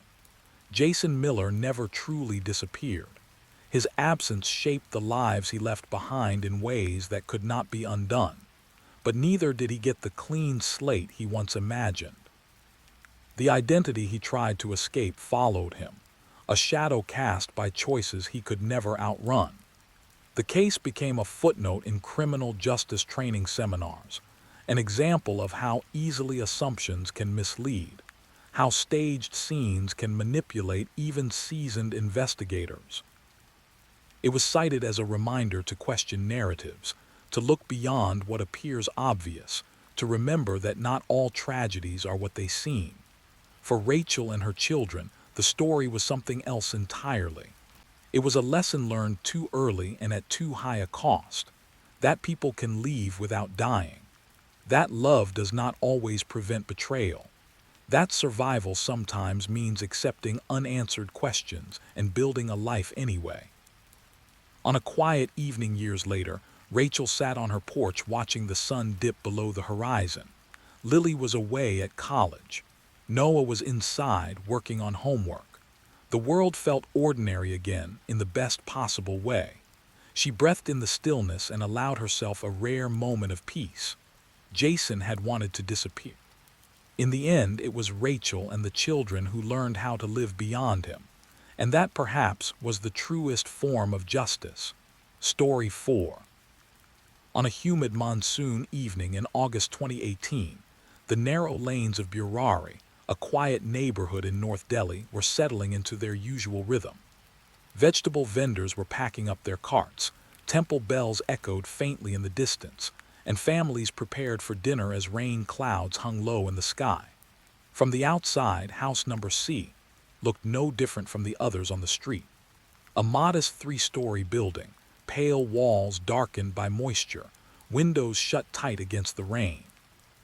Inside lived the Chundawat family, known to neighbors as reserved, polite, deeply religious, and tightly bonded.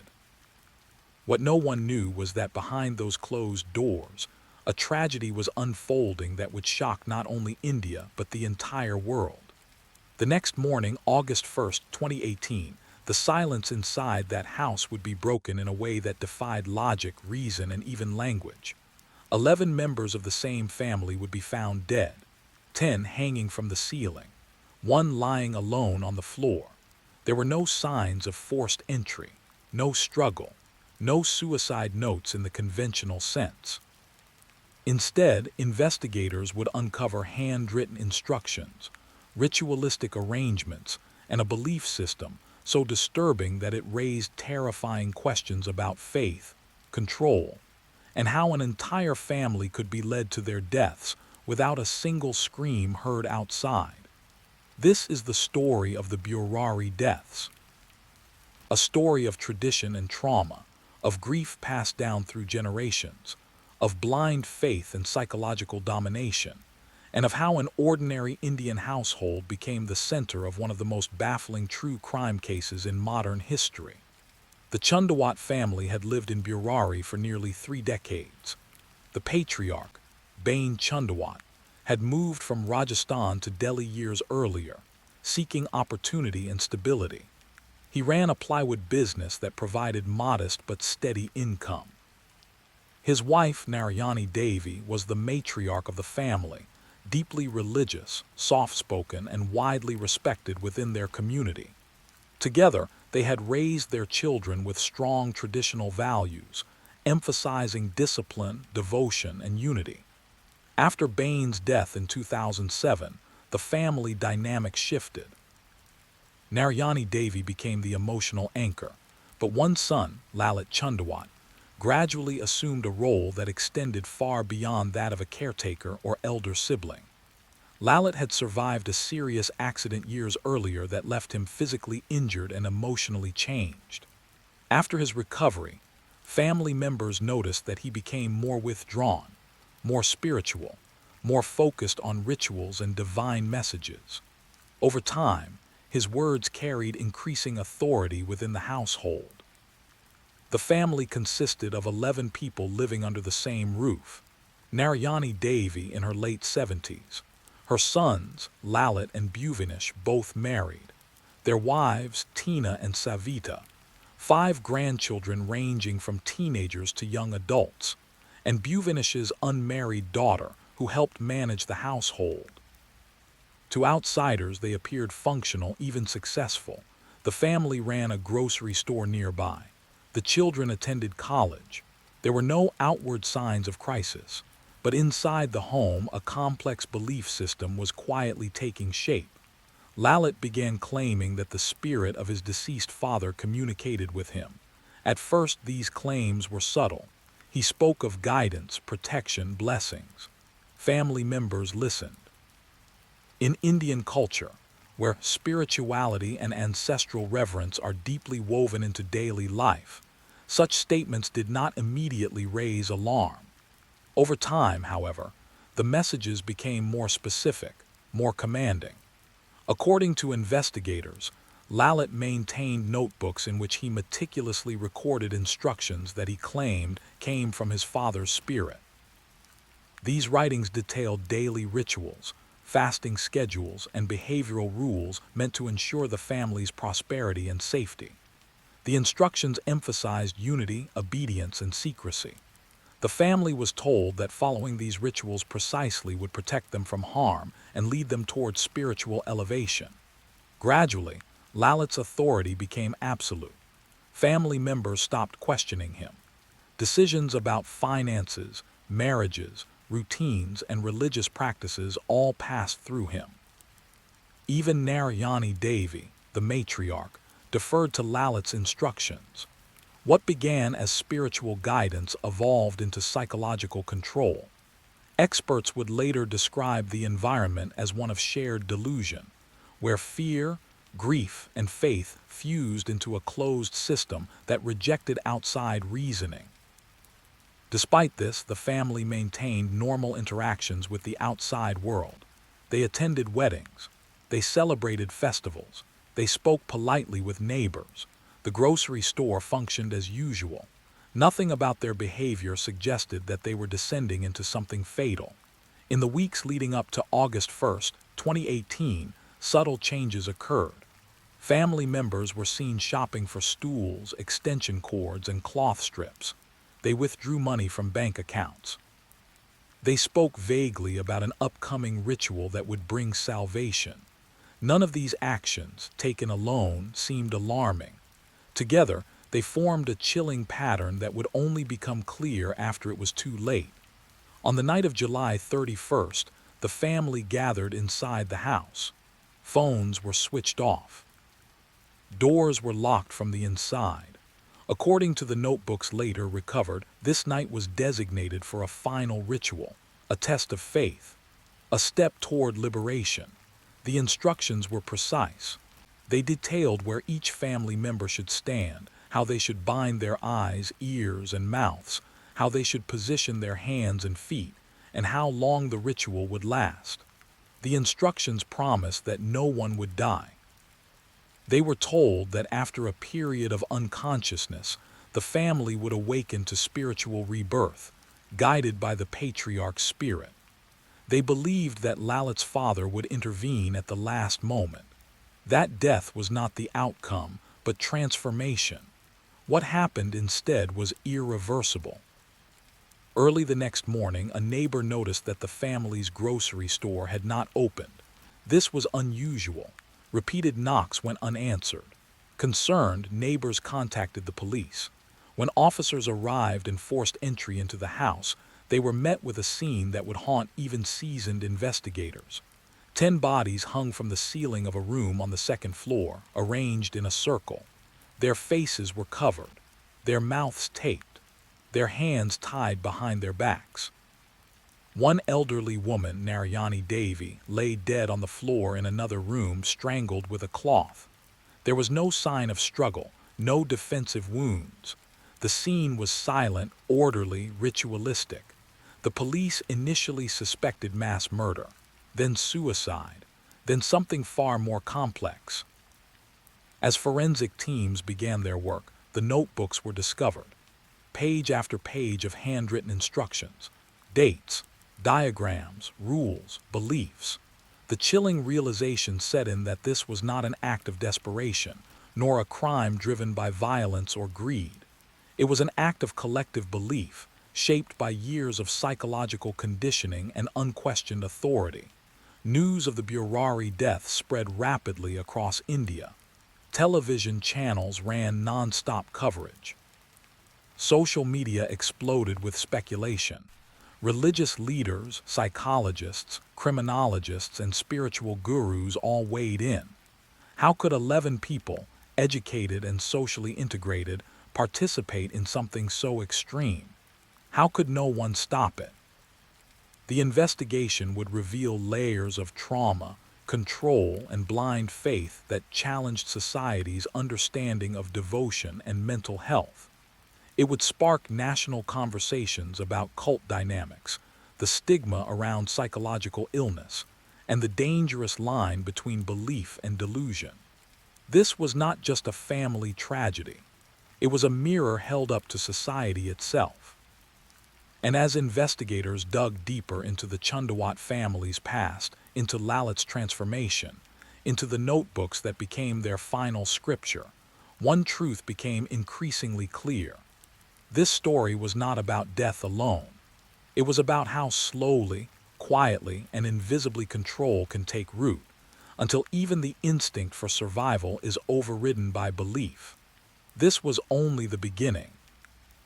In the days following the discovery of the bodies, the Burari house became the center of a nationwide investigation and an even larger psychological autopsy. Police sealed the premises, forensic teams moved carefully through each room, and mental health experts were quietly consulted as it became clear that this was not a conventional crime. The more investigators studied the scene, the more unsettling the conclusions became. Nothing about the deaths suggested panic. Nothing suggested resistance. Instead, everything pointed toward preparation, compliance, and belief.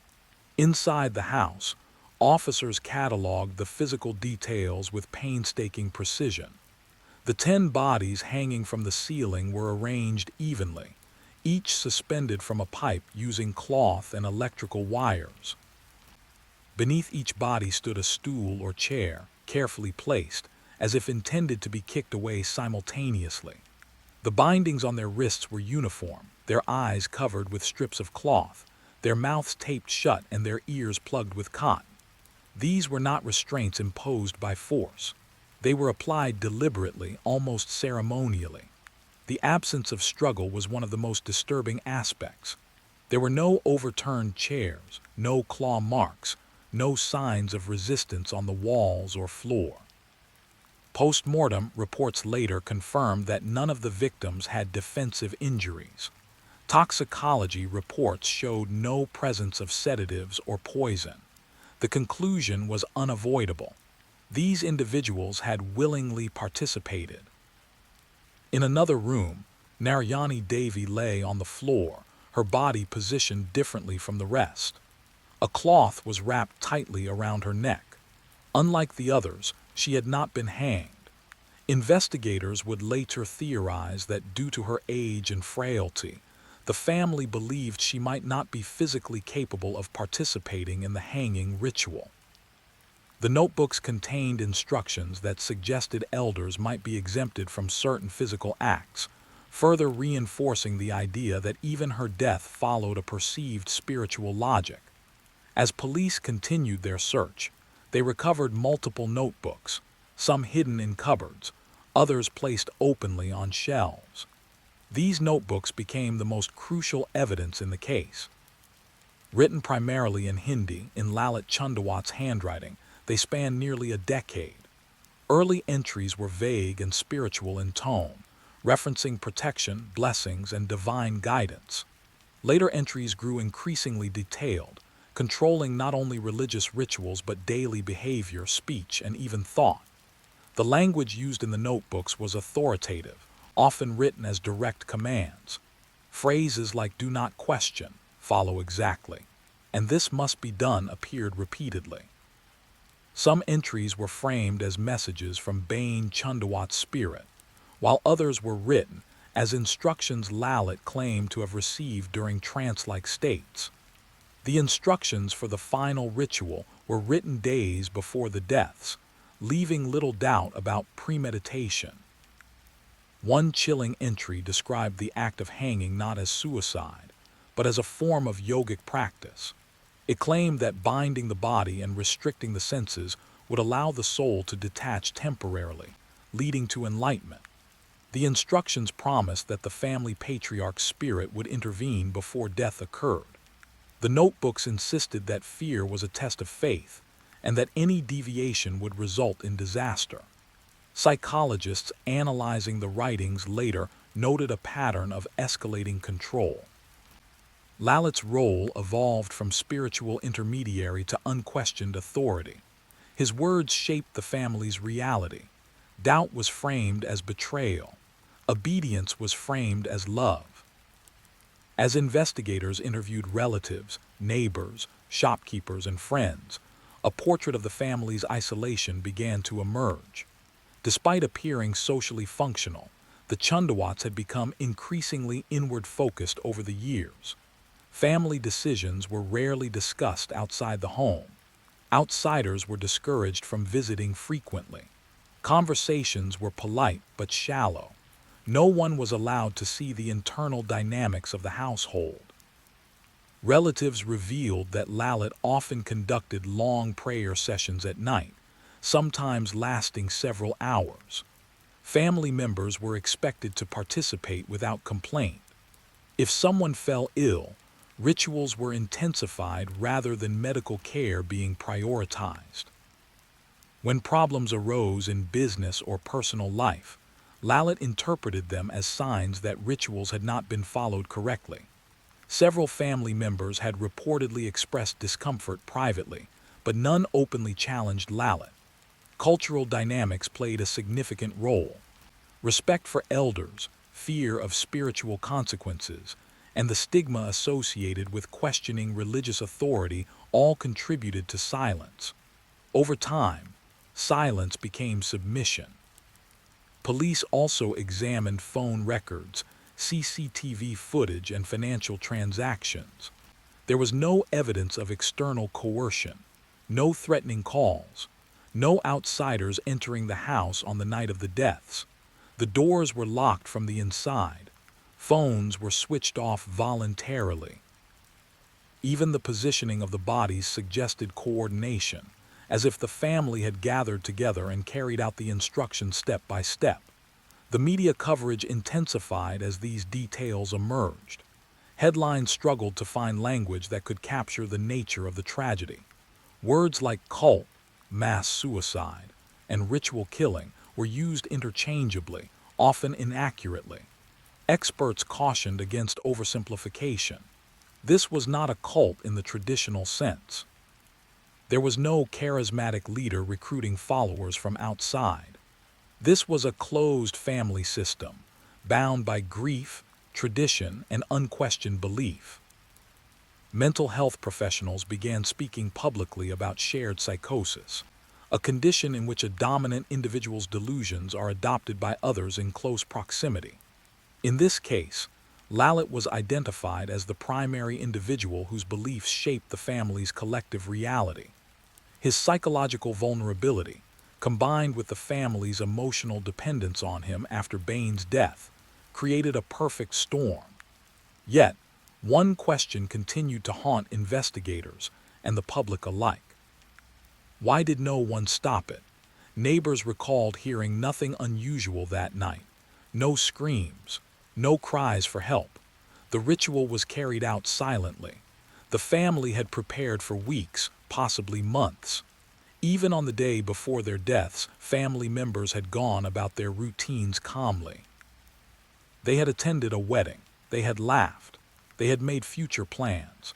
One of the most disturbing revelations was that the family had planned a birthday celebration for Narayani Devi just days after the ritual. Invitations had been discussed. Sweets had been ordered. This reinforced the idea that they truly believed survival was guaranteed. Death was not the goal. Obedience was. As police prepared their final report, they faced an unusual challenge. There was no crime to prosecute in the traditional sense. No surviving perpetrator. No external offender. The law struggled to categorize what had happened. Ultimately, the case was officially closed as a mass suicide driven by shared delusion. But closure on paper did not bring closure to the nation. Public reaction was intense and deeply divided. Some viewed the family as victims of blind faith. Others blamed Lalit entirely. Still others pointed fingers at societal pressures, mental health stigma, and the unchecked glorification of religious authority. Television debates raged for weeks. Religious leaders distanced themselves, condemning the act while defending faith itself. Mental health advocates called for better awareness and intervention mechanisms. The Burari house remained sealed for months, becoming a grim landmark. People gathered outside, leaving flowers, lighting candles, whispering prayers. The street that once echoed with everyday life now carried a heavy silence. Children avoided walking past the house. Shopkeepers closed early. The neighborhood itself seemed traumatized. As the investigation concluded, one truth became painfully clear. This tragedy was not the result of a single moment of madness. It was the culmination of years of unchecked belief, emotional dependence, and psychological domination. It showed how easily the line between devotion and destruction can blur when questioning is forbidden and authority is absolute. Yet, even as experts analyzed every detail, even as reports were filed and debates exhausted, the most unsettling question remained unanswered. Could this have been prevented? And if so, how many similar households existed, quietly following rules no one else could see? As investigators and psychologists began peeling back the layers of Lalit Chundawat's mind, the Burari tragedy shifted from a singular shocking event into a slow-burn psychological collapse that had been years in the making. Lalit was not born a manipulator, nor did he begin as a self-appointed prophet. By most accounts, he was once quiet, reserved, and deeply insecure, a man who struggled to find his place within both his family and the wider world. Friends and relatives described a clear turning point. In 2007, Lalit survived a serious accident involving a motorcycle and electrical wiring that left him unconscious for days. When he regained consciousness, something about him seemed altered. He spoke differently. His demeanor had changed. He claimed to hear voices. He insisted that his deceased father, Bain Chundawat, was communicating with him directly. At first, the family dismissed this as trauma or stress. But over time, Lalit's experiences became central to the family's belief system. Bain Chundawat had been the unquestioned authority figure in the household. He ran the family business, made decisions, and commanded respect. His sudden death had left a vacuum. In Indian joint families, such a loss is not merely emotional, it destabilizes the entire structure. Lalit, who had previously lived in his father's shadow, now stepped into that void, not as himself, but as a vessel for the patriarch's spirit. In doing so, he gained a legitimacy no one felt empowered to challenge. What made Lalit's influence so powerful was that it did not arrive abruptly. It crept in slowly, wrapped in reassurance rather than fear. Early messages from the spirit focused on protection. The family was told they would prosper if they followed certain rituals. When small successes followed, such as improved business or resolved disputes, confirmation bias took over. The rituals worked, or so it seemed. Each perceived success reinforced belief. Each belief deepened obedience. Over time, Lalit's instructions became more intrusive. Family members were told how to sit, how to speak, when to eat, and even how to breathe during prayers. Silence during rituals was mandatory. Eye contact was forbidden. The suppression of basic human responses was reframed as spiritual discipline. Fear was not a warning sign. It was a test. Psychologists later identified this as a classic case of induced delusional disorder, where a dominant individual's psychosis spreads to others in close proximity. But labels alone could not capture the emotional mechanics at play. Lalit was not enforcing control through threats. He was enforcing it through love, duty, and the promise of salvation. To disobey him was to disobey their dead father. To question him was to invite catastrophe. The family's internal hierarchy further ensured compliance. Younger members deferred to elders. Women deferred to male authority.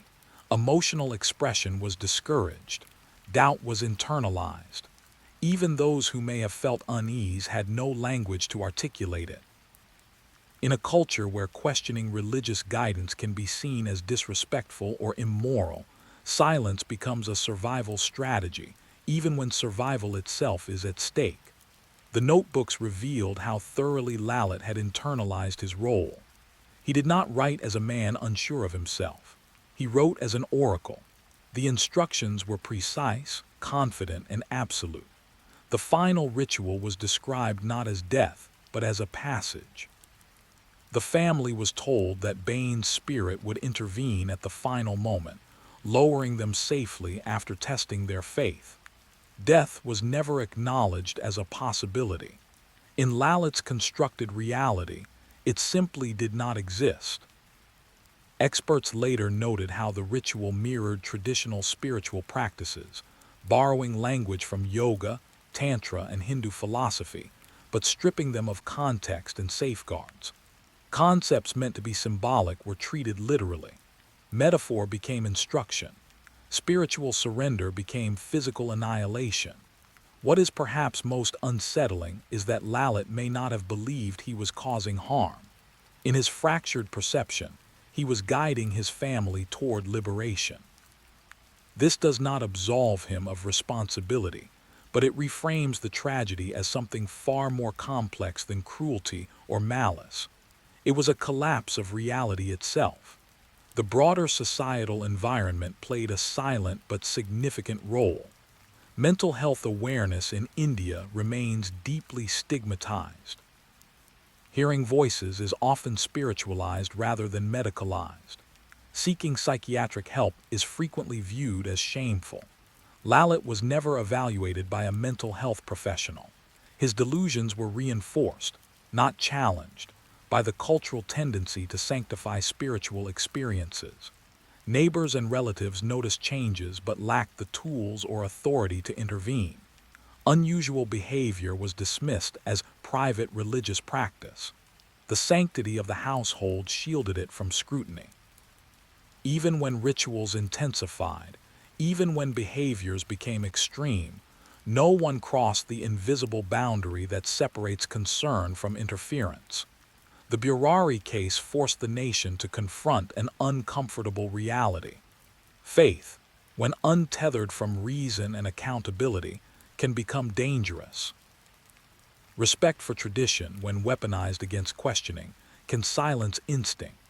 And families, often idealized as places of safety, can become closed systems where harm flourishes unseen. By the time the final ritual was enacted, the family had crossed a psychological point of no return. They were no longer acting as individuals. They were acting as a single organism, unified by belief, moving toward an outcome none of them believed would be fatal. This is what makes the tragedy so haunting. There was no scream for help because there was no perceived danger. There was no resistance because resistance had been redefined as failure. The instinct to survive had been overwritten by the need to obey. As the nation grappled with these revelations, conversations began to shift. Mental health professionals called for community-level intervention strategies. Religious leaders urged discernment. Educators emphasized critical thinking. For a moment, it seemed as though the Burari deaths might spark meaningful change. But awareness fades faster than grief. In the weeks that followed the Burari deaths, the house itself became a symbol of collective unease. Police sealed it, forensic teams came and went, and media vans lined the narrow lane outside, broadcasting images of the balcony, the pipes, the wires, the iron grill from which 10 bodies had hung in chilling symmetry. Neighbors avoided looking directly at the building, yet they could not stop talking about it. Some whispered that the house was cursed. Others insisted it was haunted. In truth, what haunted Burari was not a ghost, but the realization of how quietly catastrophe had taken root in plain sight. Legally, the case reached an unusual dead end. There was no murderer to prosecute, no suspect to arrest, no trial to satisfy the public's hunger for accountability. The police officially concluded that 11 members of the Chundawat family had died by suicide, with Lalit Chundawat as the architect of the ritual. The elderly matriarch, Narayani Devi, whose body was found strangled in another room, was determined to have been killed by one of the family members as part of the same belief-driven act. With all principal actors deceased, the investigation closed without charges. But closure on paper did not translate to closure in the public conscience. For months, India remained transfixed by the question everyone struggled to articulate. How could this happen? How could educated, financially stable people, living in a bustling capital city, follow such extreme instructions without resistance? News debates, panel discussions, and social media arguments spiraled endlessly, often swinging between two uncomfortable extremes. Some framed the tragedy as blind superstition, a cautionary tale about religion gone wrong. Others bristled at that interpretation, arguing that faith itself was being unfairly blamed for what was clearly a mental health failure. Psychiatrists and sociologists attempted to bring nuance into the conversation. They explained how shared psychosis operates, how authority structures within families suppress dissent, and how cultural reverence for elders and ancestors can override personal fear. Yet these explanations, while logical, felt emotionally insufficient. They explained the how, but not the why that lingered in people's hearts. Why did no one stop them? Investigators revisited the timeline repeatedly, searching for missed intervention points. The answer was deeply unsettling. There were many moments when something could have changed the outcome, but none were dramatic enough to force action. The family ran a successful grocery shop. Children attended school. Weddings were planned. Festivals were celebrated. From the outside, nothing screamed emergency. The warning signs were subtle, scattered, and normalized within the family's private spiritual framework. This realization led to a broader reckoning about the limits of social responsibility. How much should neighbors intervene in each other's lives? When does respecting privacy become complicity? In a society where mind your own business is often considered a virtue, Burari exposed the dark side of non-interference. The house was eventually handed back to distant relatives, but no one wanted it. Potential buyers disappeared once they learned the address. Locals reported strange sensations when passing by, not because anything supernatural occurred, but because the knowledge of what happened there weighed heavily on the imagination. The building stood as a physical reminder that danger does not always announce itself with chaos. Sometimes it arrives disguised as routine. Meanwhile, mental health professionals used the case as a rallying point. Seminars were organized. Articles were published. Calls were made for accessible psychiatric care and community awareness programs. The phrase Burari-like incident entered public vocabulary, shorthand for unchecked belief systems and psychological isolation. Schools briefly discussed mental health more openly. Helpline numbers circulated online. For a time, it felt like the tragedy might leave behind something constructive. But as with many national conversations, urgency faded. New headlines replaced old ones. Public attention shifted. The Burari deaths slowly receded into memory, resurfacing only in documentaries, podcasts, and late-night discussions that revisited the horror without fully absorbing its lessons. What remained unresolved was the question of accountability beyond the individual. Lalit Chundawat was undeniably central to the tragedy, but focusing solely on him risked oversimplification. He did not operate in a vacuum.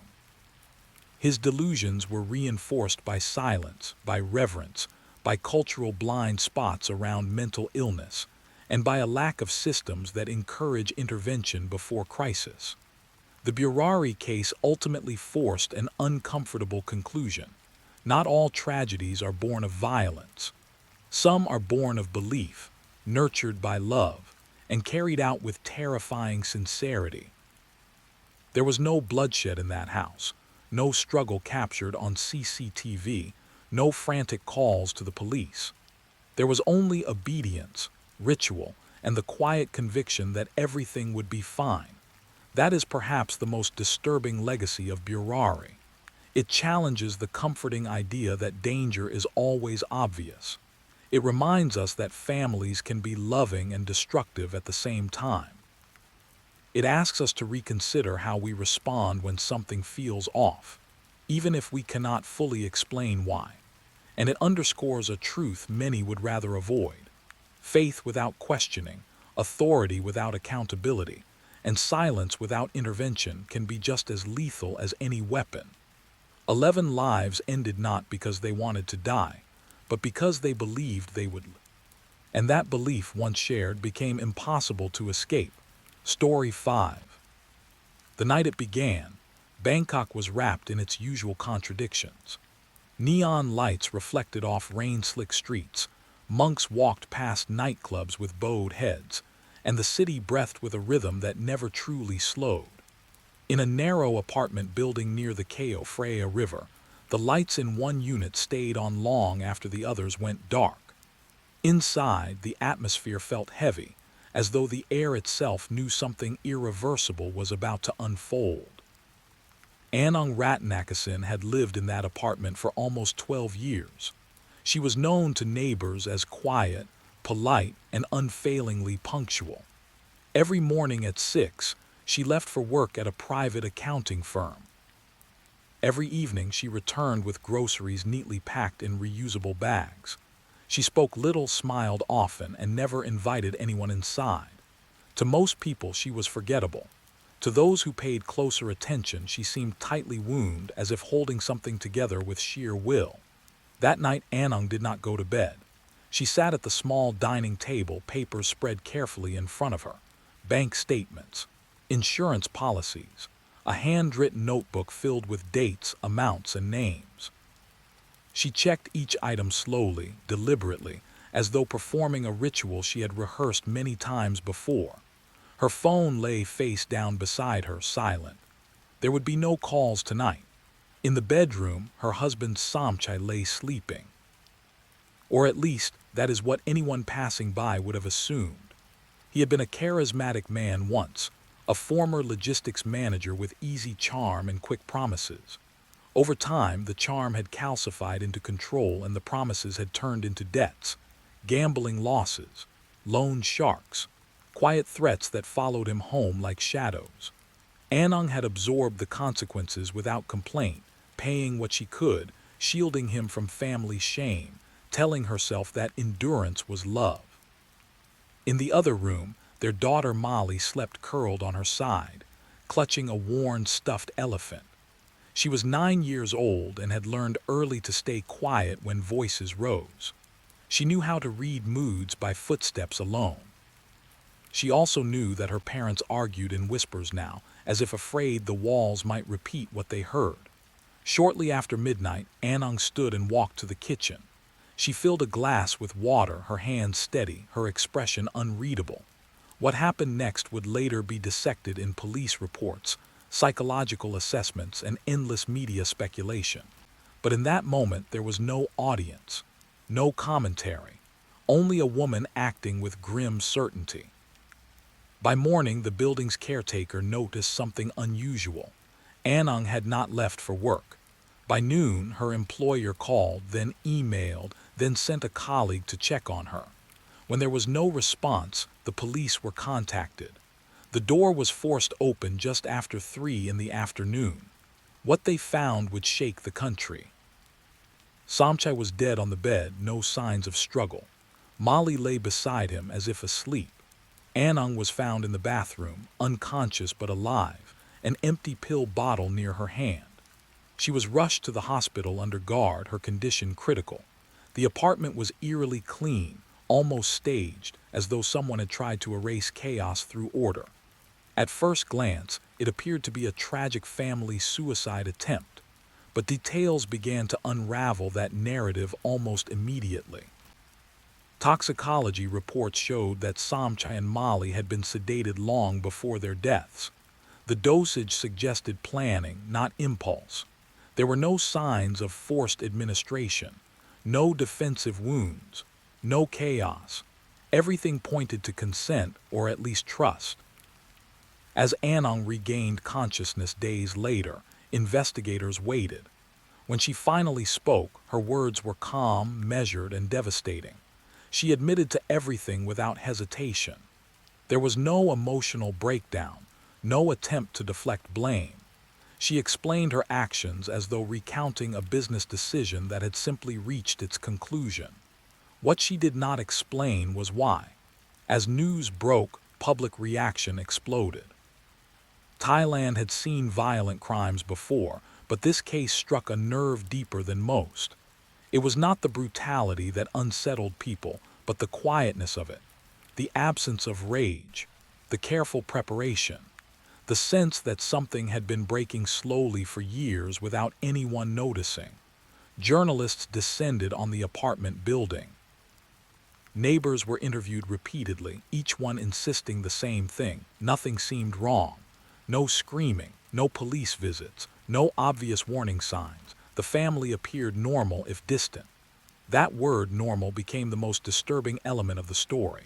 As investigators dug deeper, Samchai's financial life emerged like a second identity.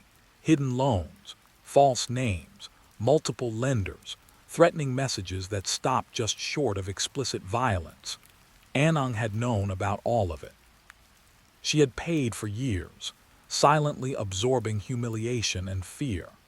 Friends later revealed she had once said, half jokingly, that she felt like she was keeping the roof from collapsing with her bare hands. The question everyone asked was whether this was a crime born of desperation, or something far darker. Was Anong a victim who broke under pressure, or a calculating killer who decided the only escape was absolute control over life and death?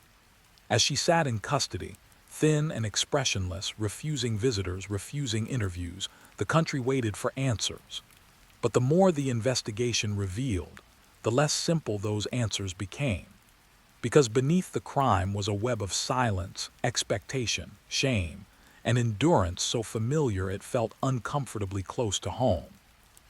And this was only the beginning.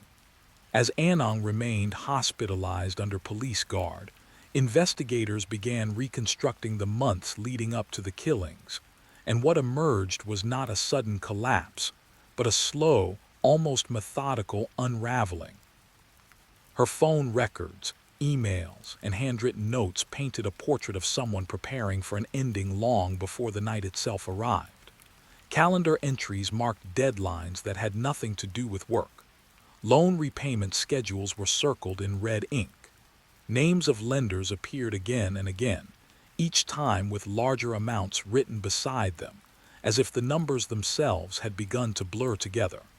Samchai's debts were far worse than anyone had imagined. He had borrowed not only from licensed lenders, but from underground networks that operated in silence and intimidation. Messages recovered from his phone revealed veiled threats, references to visits, and reminders, phrases that carried unmistakable meaning in Bangkok's informal debt economy. Several lenders admitted they had gone to the apartment building before, watching from across the street, noting schedules, learning habits. None of them had made direct contact with Anong, but she had known they were there. She had felt their presence. Coworkers at Anong's accounting firm were shocked when police interviewed them. To them, she was reliable to the point of invisibility. She never took leave, never complained, never arrived late. Her work was meticulous, almost obsessive.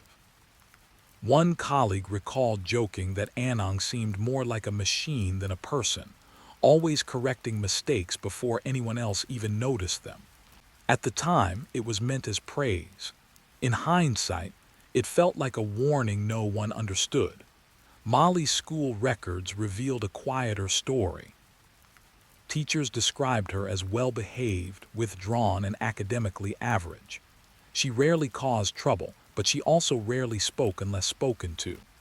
When counselors reviewed her drawings after the deaths, they noticed recurring themes: houses with no doors, figures standing close together without faces, dark shapes hovering just outside windows. Nothing overt enough to trigger intervention, just enough to haunt those who saw it later. Public sympathy for Anang was initially overwhelming. Social media filled with posts calling her a victim of systemic failure. Hashtags blamed gambling culture, predatory lenders, and societal pressure on women to endure silently for the sake of family honor. Many argued that she had been cornered by circumstances beyond her control, that she had seen no path forward that did not end in violence inflicted by others. But as more details emerged, that sympathy began to fracture. The notebook found on the dining table became a focal point. Forensic analysts confirmed it was written over several months. It detailed not only financial planning, but contingency scenarios. What to do if Somchai refused medication? What to do if Molly woke up too early? What time neighbors typically left for work? What routes police would likely take to the hospital? This was not the writing of someone acting in a moment of panic. It was the writing of someone who had rehearsed the end repeatedly. Prosecutors faced a complex dilemma. Thai law allowed for diminished responsibility due to mental illness, but psychiatric evaluations did not reveal psychosis or hallucinations. Anang was not detached from reality. She understood the consequences of her actions. She understood right and wrong. She simply believed that what she had done was necessary. That belief, calm and unshakable, unsettled everyone who encountered her. During questioning, Anang spoke rarely, but when she did, her words were precise. She described feeling trapped in a corridor that narrowed every day, with no doors and no windows. She said she feared that Molly would grow up watching her mother be threatened and humiliated, that violence would eventually come to their home regardless. In her mind, she was not choosing death, but control. Control over timing, over dignity, over fear. This explanation only deepened the moral divide. Some saw it as chilling justification. Others saw it as the tragic logic of someone failed by every safety net that should have existed. Domestic violence advocates pointed out that financial abuse and coercive control often go unrecognized until they explode into tragedy. Mental health professionals warned against romanticizing the crime, emphasizing that understanding motive did not equal absolution. Meanwhile, Somchai's extended family pushed back hard against public narratives that painted him as a villain. They admitted his gambling but denied he was abusive. They accused Anang of manipulation, of hiding resentment behind obedience until it turned lethal. Lawsuits were threatened. Television debates grew increasingly hostile, turning a private catastrophe into a national argument about blame. As Anang was formally charged with 2 counts of murder, the case shifted from investigation to confrontation. Court proceedings loomed, and with them, the promise of testimony that might finally force uncomfortable truths into the open. The country watched closely, divided between empathy and horror, unable to decide whether this story was primarily about crime or about the slow violence of silence. And as the trial approached, one question hung heavily in the air. If Anang had reached out, if someone had intervened earlier, would any of this have been avoided? Or was the ending inevitable long before the first pill was ever crushed into a glass of water? By the time the trial began, the courtroom in Bangkok was packed beyond capacity. Journalists lined the back wall, notebooks open, cameras waiting for every flicker of expression on Anang's face. The judge entered to a heavy silence, and in that stillness, the weight of what had happened seemed to press down on everyone present. This was no longer a private tragedy. It was a reckoning. Anang was brought in wearing a plain white prison uniform, her hair tied back neatly, her posture straight. She did not look at the gallery. She did not look at the families seated on opposite sides of the room. Her eyes remained fixed ahead as if she were already somewhere else. When asked to confirm her identity, her voice was soft but steady. There was no hesitation. The prosecution began by laying out the facts with clinical precision. Dates, times, bank records, surveillance footage from the apartment building elevator, toxicology reports confirming lethal doses of medication in both Somchai's and Molly's bodies. The prosecutor emphasized planning, returning again and again to the notebook found in the apartment. Page after page was read aloud, each sentence tightening the room further. Jurors listened as the methodical nature of the entries dismantled any notion of an impulsive act. Witnesses followed. A building security guard testified that Anung had asked unusually detailed questions weeks earlier about camera blind spots, framing them as concerns about safety. A pharmacist described her repeated visits, each time purchasing small quantities of medication, never enough to raise immediate suspicion. A debt collector, speaking under immunity, admitted to visiting the area multiple times, confirming that Somchai's debts were not only real but escalating rapidly.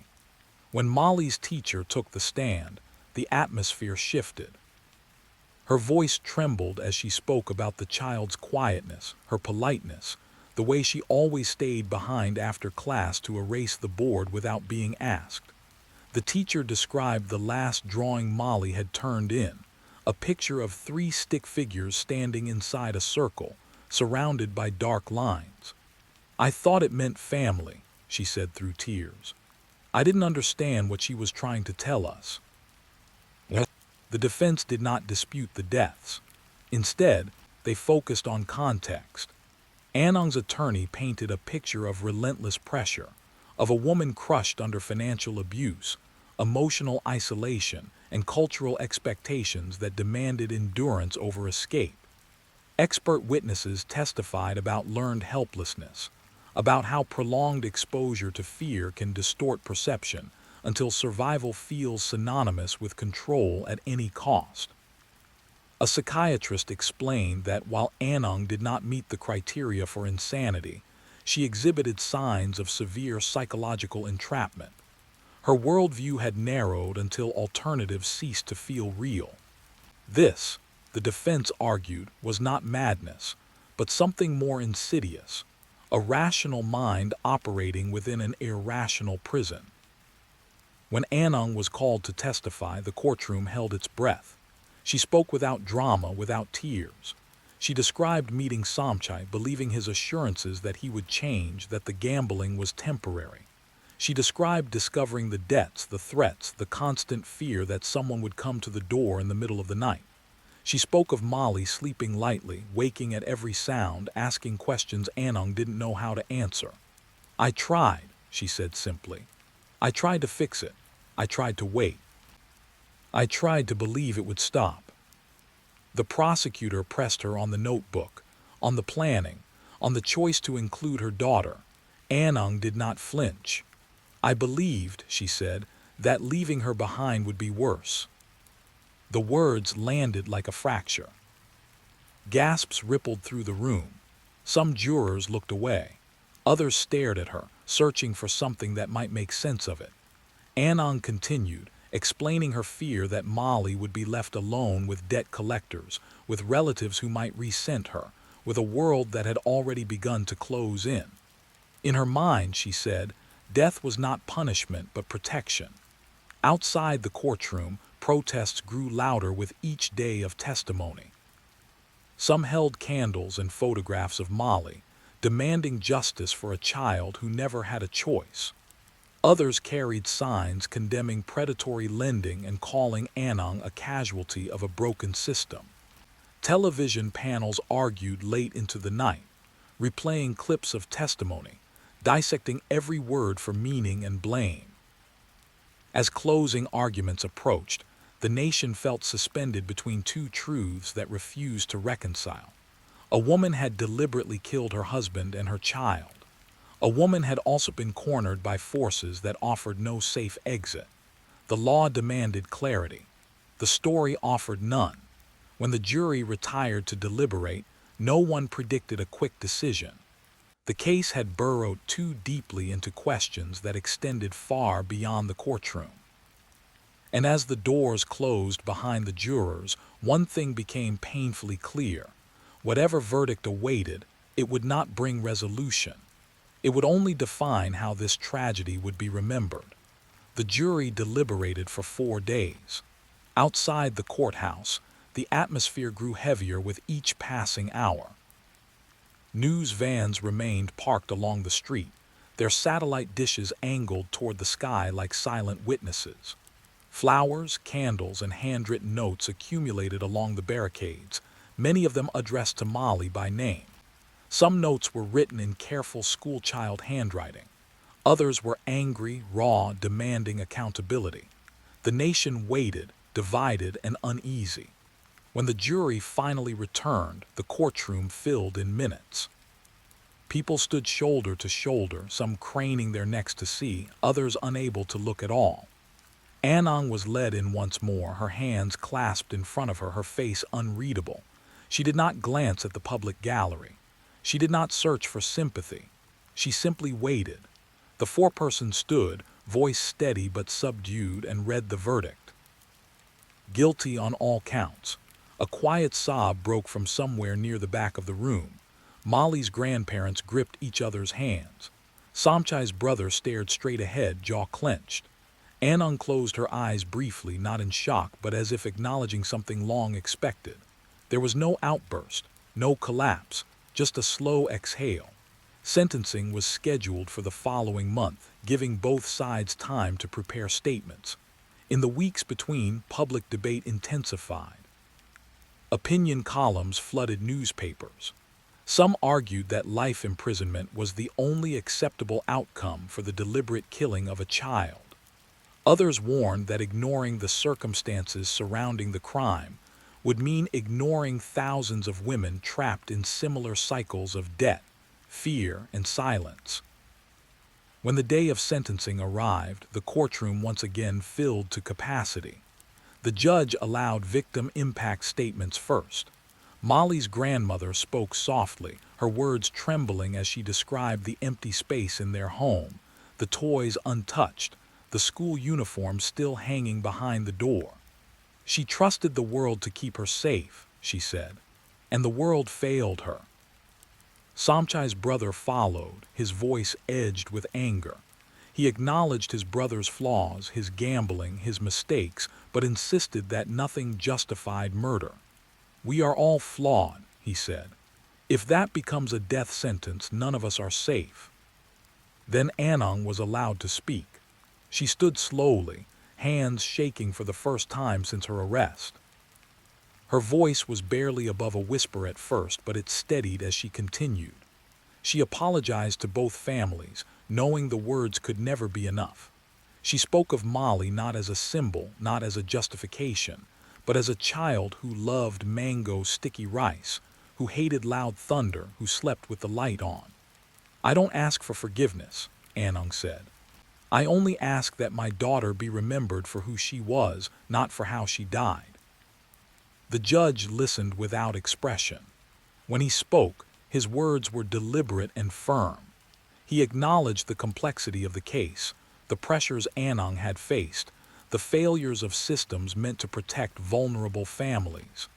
But he returned again and again to one central truth. A child had been deprived of any future at all. Anang was sentenced to life imprisonment without the possibility of parole. As she was led away, she turned once, briefly, toward the gallery.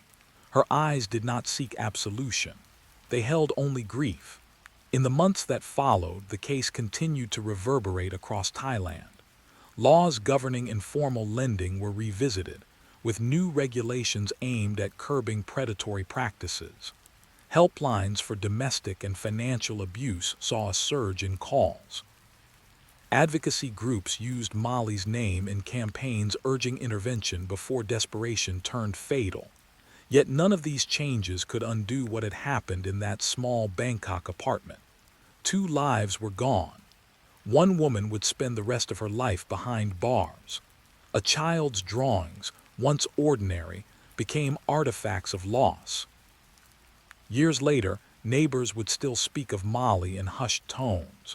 Teachers would remember her quiet smile, and the case would remain a haunting reminder that true crime is rarely born from a single moment of violence, but from a slow accumulation of fear, silence, and unanswered pleas, until the line between protection and destruction is fatally crossed. Thank you for joining me here at Mr. Midnight. True crime stories remind us of life's mysteries and the importance of staying aware even as we seek comfort in the quiet of the night. Let the rain carry you to a peaceful sleep. And until we meet again, stay safe, stay curious.